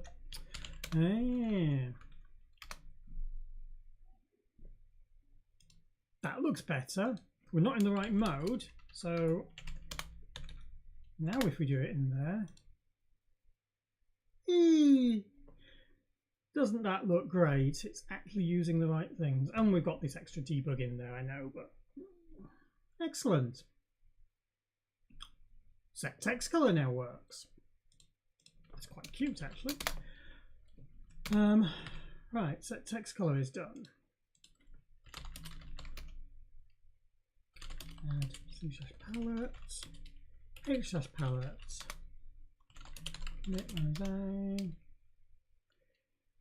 Add palette definitions for the Wimp text. No, set text color.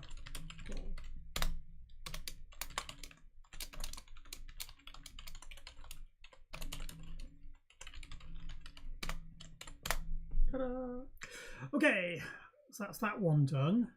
What's the next one on the list? Set font colors. What does that actually do? I actually don't know what that does.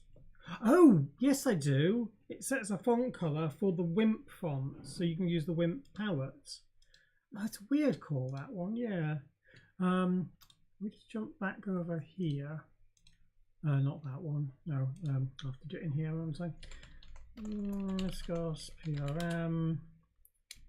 Wimp set font colors. Yeah. So this sets the anti-AS font colors to the 2 standard font colors specified. So that's background and foreground colors.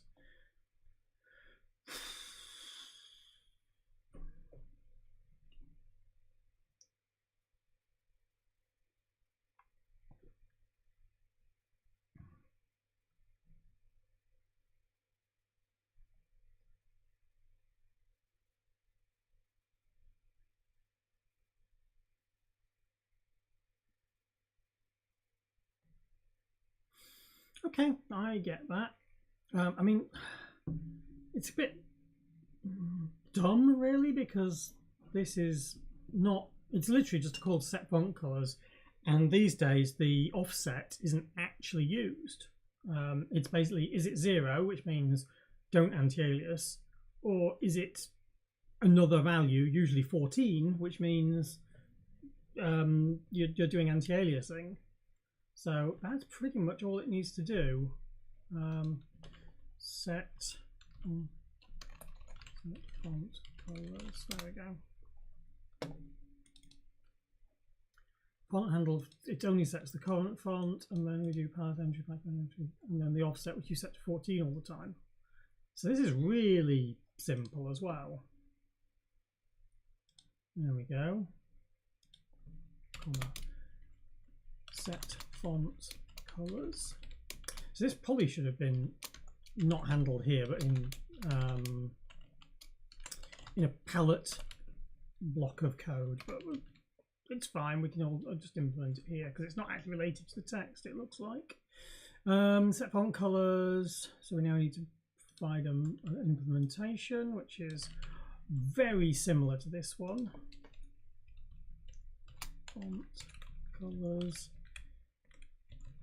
Font colors. R0 is the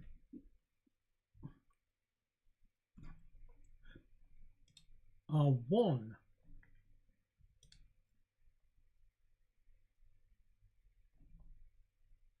Was that right? Did I actually implement that right last time? No, where's the help gone? Let's call it again.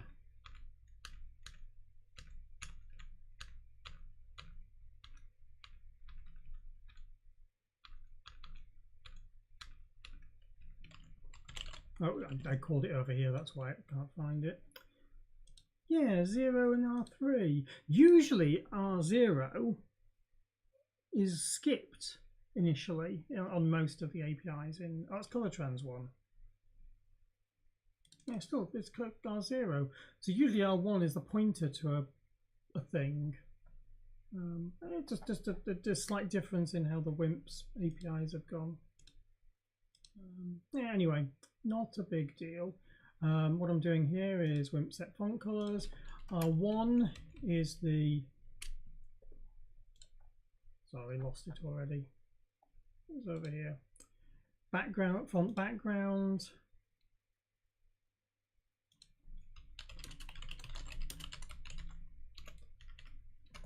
R2 is font foreground color.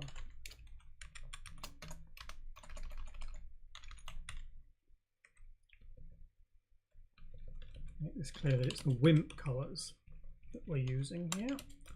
So Wimp colour background, Wimp colour foreground, R1, R2,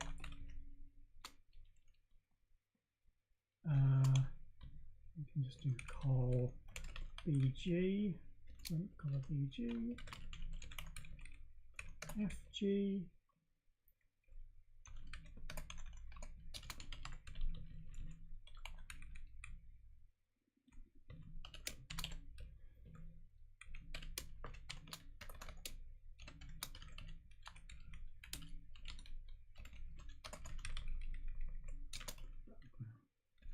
okay. And then this call changes to be set font colors,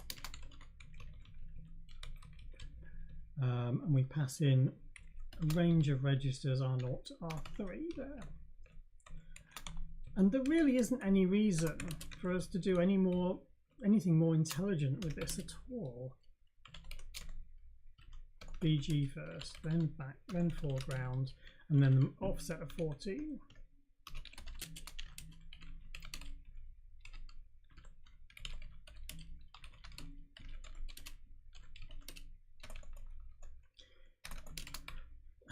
I think in the original version of Font Manager, they assumed that all the transitions, all patterns would be a sequence of colours in the palette that were like linear, and you'd just use those, and so you'd actually only have a low number of colours. But then once 256 colours came along, this limit of the range of colours to search just didn't make sense. And of course, once you got into 16-bit, 15-bit and 32-bit and possibly higher color depths or different types of color depths, range just doesn't make any sense. So that's why it's like that, or potentially why it's like that. Dprintf. Yes, I've missed one. So dcust background and then Wimp color foreground. There we go. So let's build that one again. Where's the build command gone? There we go.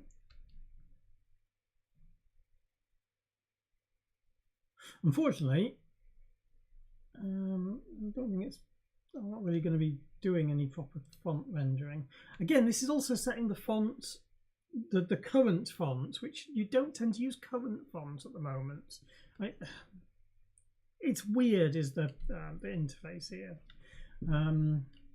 Anyway, basic, Wimp text render, set font colors, background color of black, sorry, and a foreground color of white. No, not correct. Oh, is correct because I've passed them in the wrong parameters. That should be an R1. Background color of black, foreground color of white. That's correct. I set it to 15. Then we get, what's that, cyan? Don't know. Whatever color that is. 12. There we go, blue.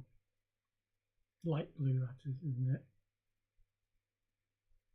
Yeah, it's light blue. Yeah, so that's now implemented.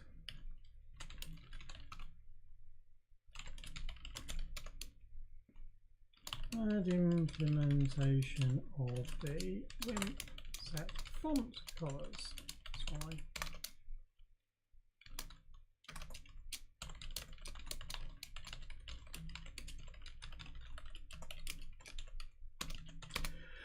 Okay, and the final one was read sysinfo 8, wasn't it?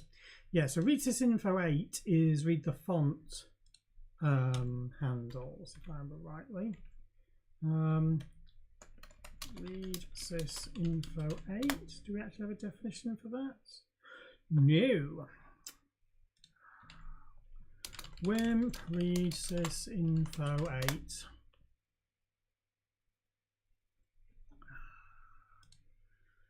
So let's see. 8 outline font being used as the system font. That is fair. Where is it documented?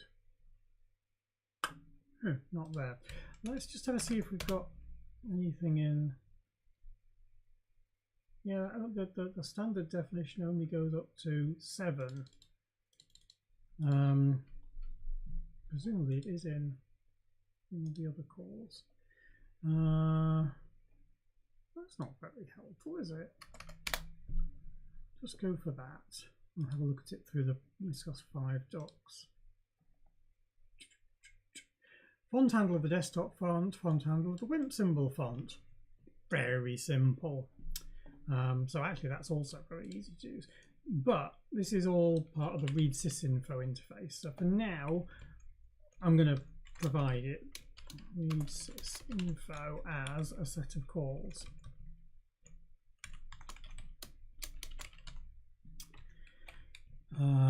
R0 equals the input register, the input reason, the reason code, and then going out dependent on the reason.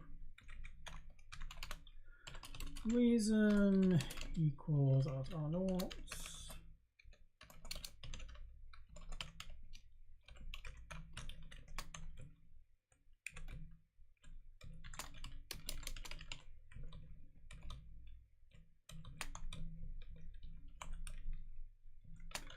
Reason. Now, if I remember rightly, we ought to have this in the read sysinfo as a header. Oh, I don't know. Oh, look, that's like a header to me. That's os read sysinfo. That's no use. Wimp read sysinfo. No. That's irritating, isn't it?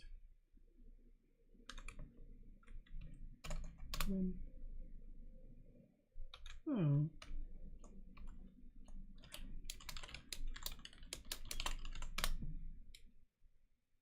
Ah, there we go. Right, okay.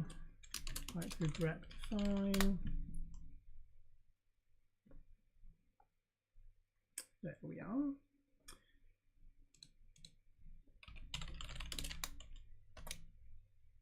What was the file called? I've already forgotten it. Wimp read sysinfo. Of course. Wimp read sysinfo. Switch.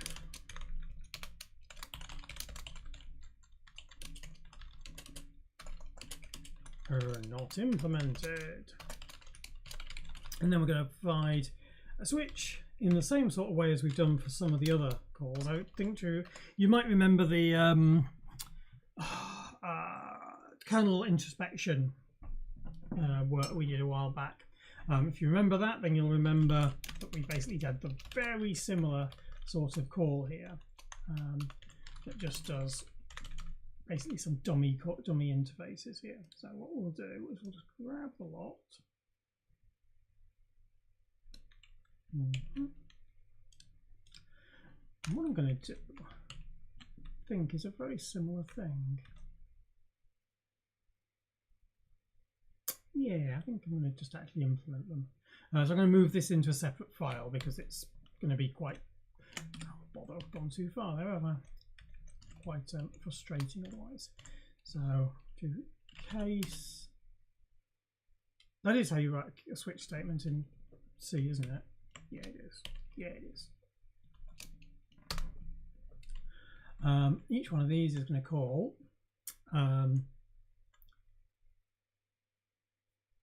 yeah, it's going to call this. Put in lowercase. Bracket. Regs. No, R, sorry, not regs. And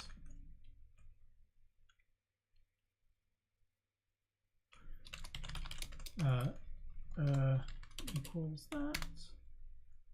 Return. Not return, break. Sorry.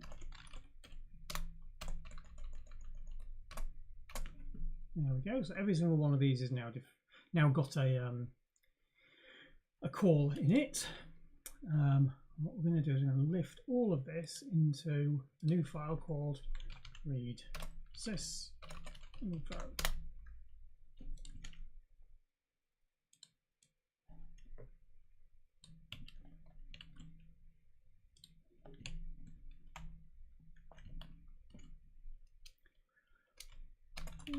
Info implementation of the Wimp read sys info calls.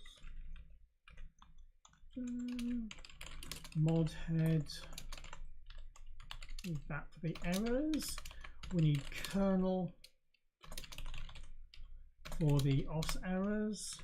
Do we need Swix? We probably don't need Swix, but we do need Studio for the debug, and for the debug we're also going to need the debug defines that we had in module. Let's grab those.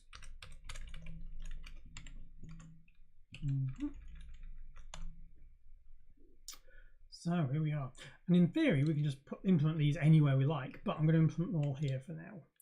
Copy that, paste it here.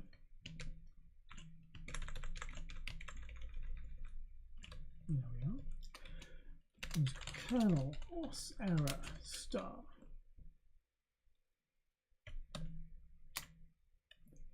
In lowercase.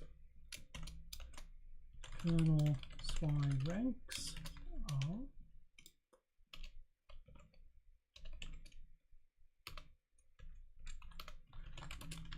not implemented.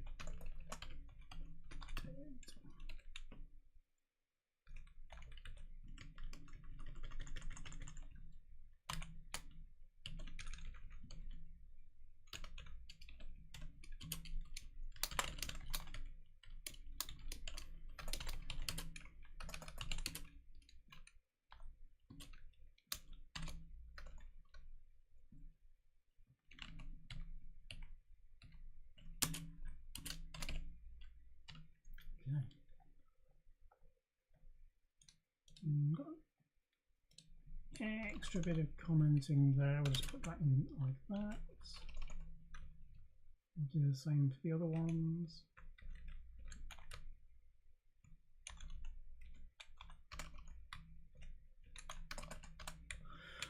Ooh. Oops, not that bit there.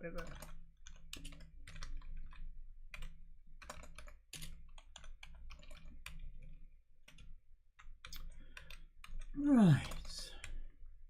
It'd be really nice if somebody could go and implement some of these bits independently, and then we'd have some other bits that could use, but I'm not going to worry about it because I'm not expecting anyone else to actually handle any of these. There are more of them defined in Riscos 5, I believe. So have a look over here. We got, so that goes all up to 14, which is number 20. So some extra ones here for the movement speed, icon bar, scroll speed. Oh no, that's because I haven't finished. That's why. Whoops. Yeah, so these aren't new. These are all Riscos 4 ones, aren't they? Cursor color. That's quite nice, that one. Drag, move, and delay.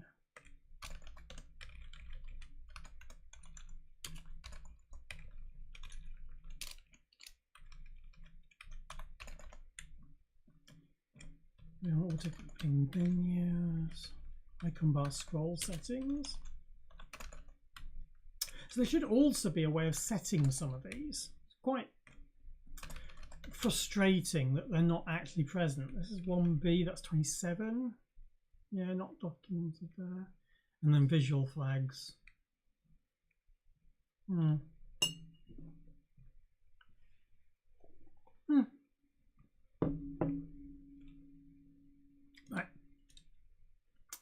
So that's all of those calls now stubbed, but one we're caring about is Wimp system font, which is number 8, which is the one we said we should be. So this is on return, R0 equals font handle of oops, move that way, desktop font, and R1 is font handle of the symbol font. And actually that should be or0 if system font as well. So what we should be able to do is to call into text render to get that information. Did I expose it? Read font just updates things. Set font will set the fonts that we're using.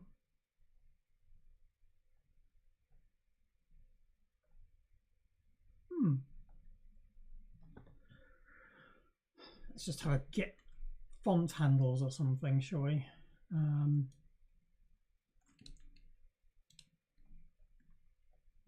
Read font is not a very good name for that, is it?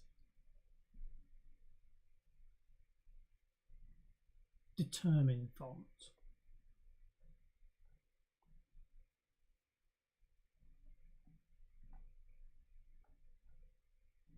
Yeah. Determine font.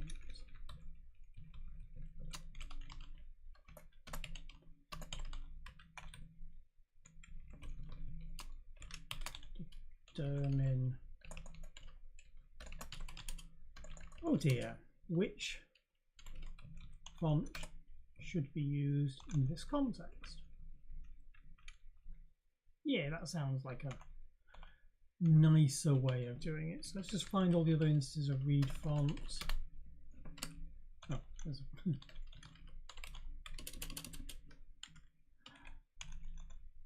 determine font. Yeah, that's it. Okay. Fine.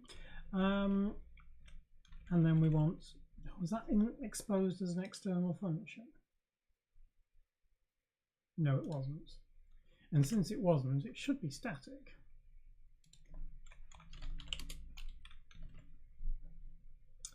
Okay, but now we do want to get this like get the font handles here. So read font handles, int star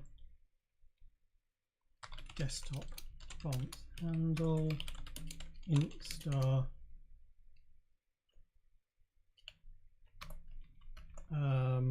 symbol font handle.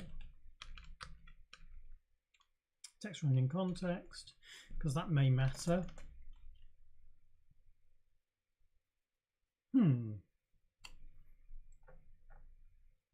What knows about the text rendering context? The module does, doesn't it?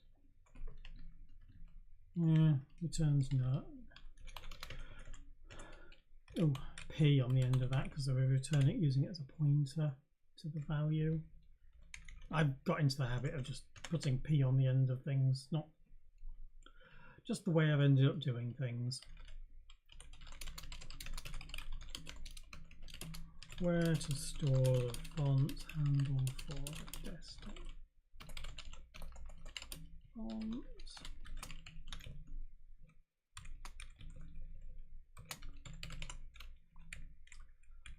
For the symbol font. Now, if I remember rightly, oh hang on, Wimp symbol must surely use this. Oh no, it gets past the values of what they are.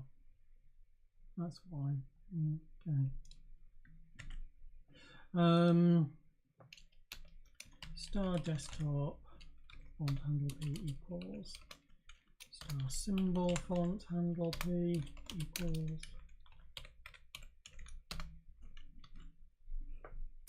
what values are they? So it's going to be T render something, isn't it? It's the font there.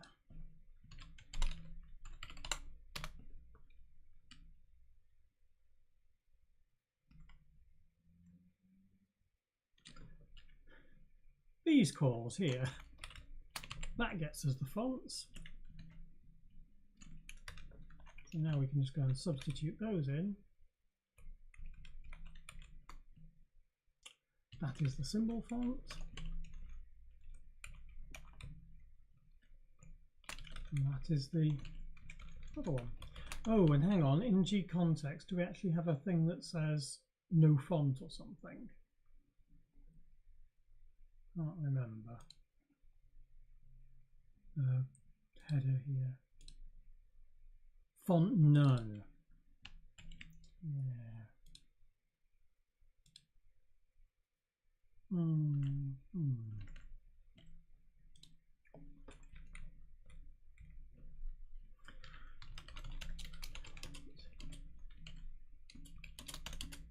Right, so if it's font none, we return 0.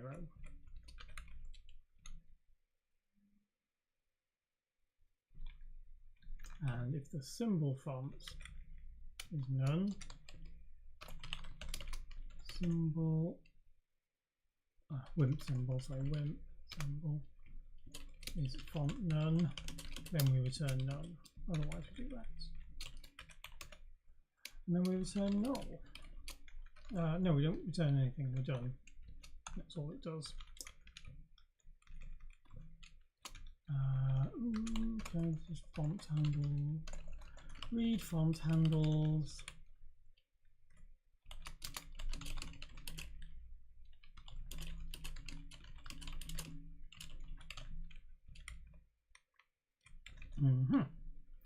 Now, we've still kept this in the sense of using different text render contexts. So in theory, we could have different contexts for each, what they call each application, or possibly each window if you're being so inclined.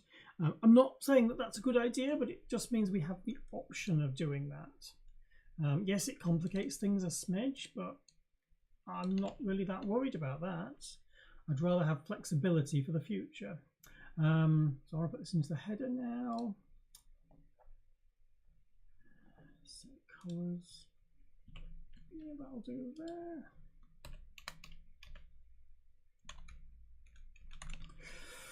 Okay, and then we just implement that in here. So if I have a look in the module, yeah, text render is there. We want to just extern that in here, don't we? Not in here even.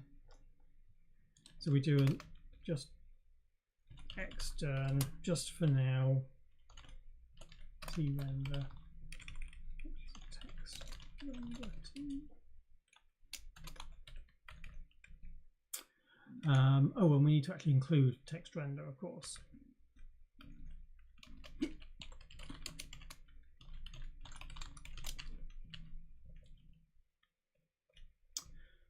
Right, number 8.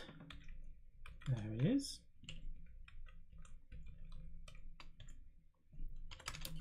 Int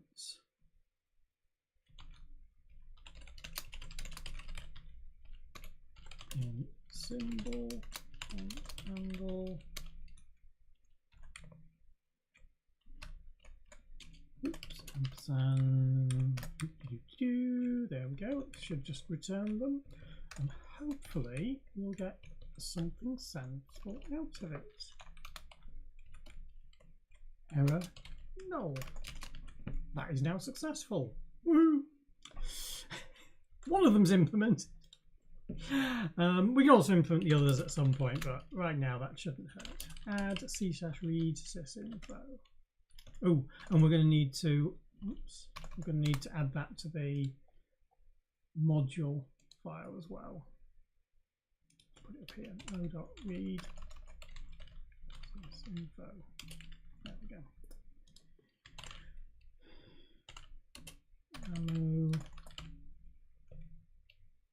Yeah, it looks fine. Not working, but okay. Line 25. Oh, did I miss semicolons on everything? That would be really frustrating. Oh, that should be text render, shouldn't it?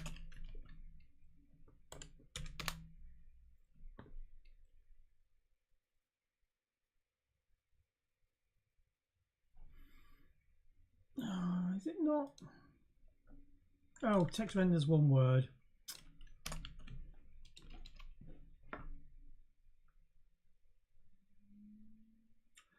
Not implemented has got a lowercase I on that one. 224 in read sysinfo. Just one instance of it, thankfully.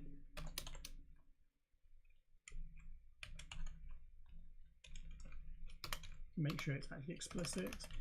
Default. Actually, there's a valid thing, isn't there?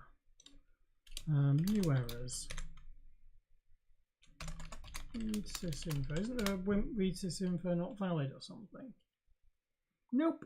Nope, there isn't. Okay. Not implemented. Okay. Okay. Build.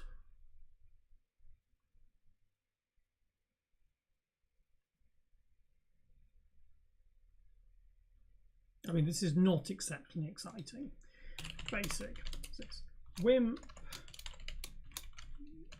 text render read sysinfo 8 to f1 f2 f1 f2.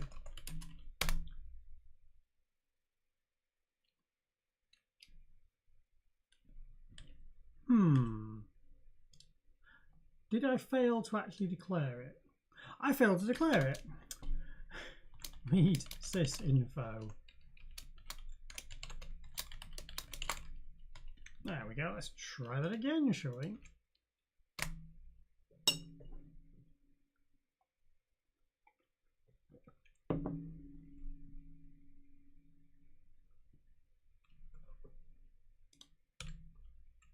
Basic.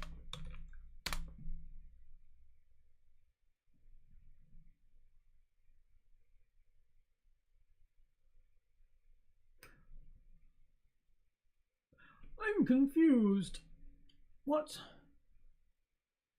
Oh, it helps if you can spell.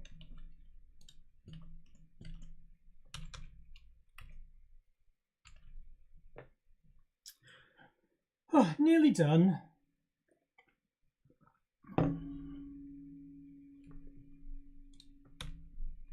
Basic.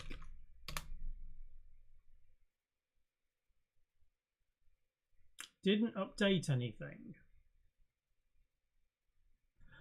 I didn't update anything. That is quite correct. I didn't actually do anything in my code. It was quite dumb. All I did was just write them into variables and then just go, yeah, it's fine. R bracket naught equals desktop font handle. And R to R bracket 1 equals symbol font handle. There we go. Right. Does help if you assign things to the return registers. Basic. 0 and 1. That doesn't look unreasonable because it's the system font by default. If we reinitialize Wimp text render, it'll now pick up the font settings and it'll get us some proper font handles. Excellent. Font list. Yeah, we're not actually freeing any of the handles when we shut down, so that's a bug. And yeah, we've got some other bits missing. So there's still some problems with it, but it's not terrible. So what I'm going to do is I'm going to probably call it a day there. Yeah, I'm going to call it a day there. Maybe I'll come back to this next week, but maybe I will start on a different project. I'm sort of, this is kind of working. It's at a point where we're pretty reasonably sure that we've actually got things at a point where things are good. We'll need to do something a bit more clever when we come to handling actual rendering and stuff like that, but it's basically got most of the implementation we need. So we're just going to update the actual implementation here.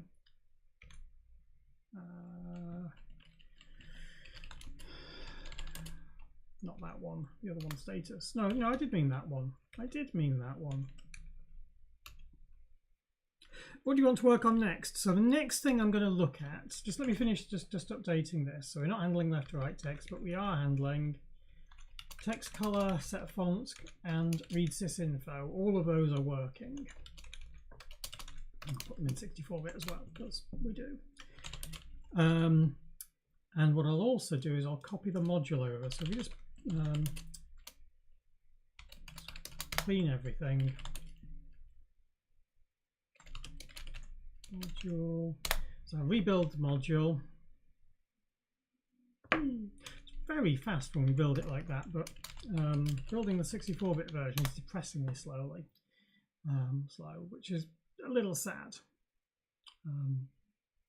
I'll work that one out eventually. Most of the reason for this is synchronizing files, but it's not the end of the world either way.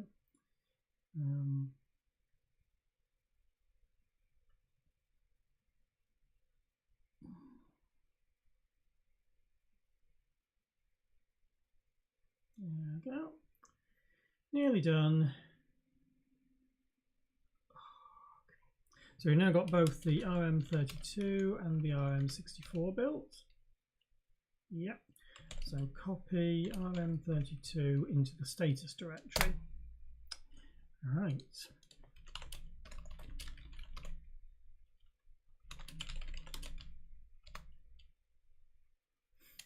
Update the Wimp text render module.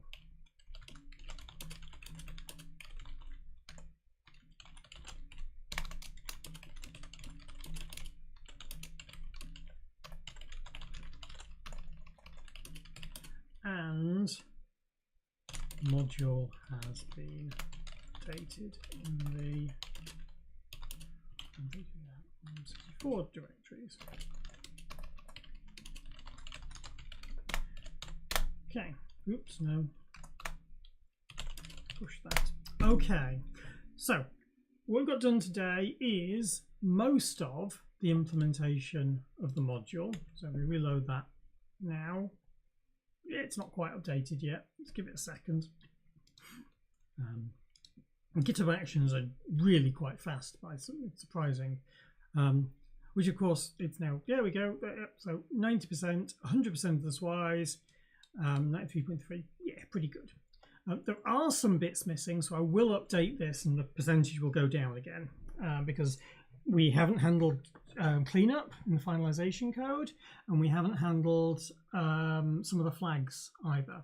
So I'm going to add those to the functionality that we need to handle, and I'm going to go and add some more implementation in my own time. But this live coding thing I think is pretty much finished, unless I fancy doing something next week. The next project I'm going to go on is if you remember last month before, can't remember, when we did templates. Yeah, there we go, templates. So we got all of this implemented, which is pretty good. I'm quite pleased with that. But what I'd like to do is to drop that into the window manager. So actually rip out all of the old template handling, template read, sizing, loading, all of that, just get rid of it and replace it with this C implementation. That's what I want to do. Now, how easy that's going to be? For me, it'll be pretty easy, honestly. I shouldn't have said that. That's probably not true.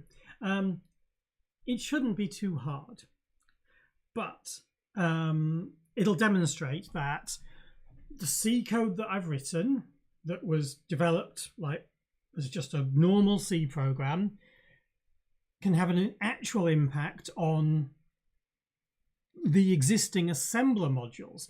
So part of the goal of doing this RISC-64 project is to bring things up to the point where we can use 64-bit code. Wonderful, great, that's amazing. But because of how I'm doing that, we should be able to drop in some of those modules as we go. The debugger module is just fine being used on a RISC-OS system as it is. no other work needed. It's absolutely fine. It's huge, but it's fine to use. This code is a segment of the code that's already in the window manager. And if we can replace a chunk of the assembler in there, then not only have we got it written in C, but the existing assembler module has benefited from it because it's now become more maintainable by being written in C.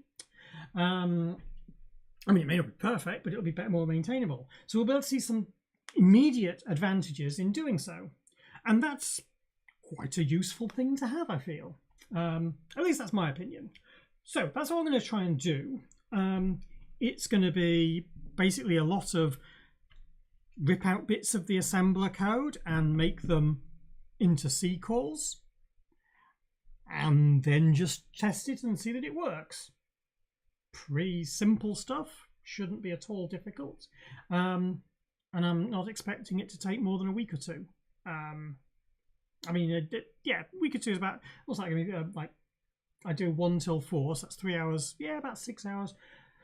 Might take 2 or 3 weeks, but I mean, this text rendering stuff has taken 5 weeks, and it was actually implementing code and getting confused on some things as well. So I think it's probably only going to be a week or two, hopefully.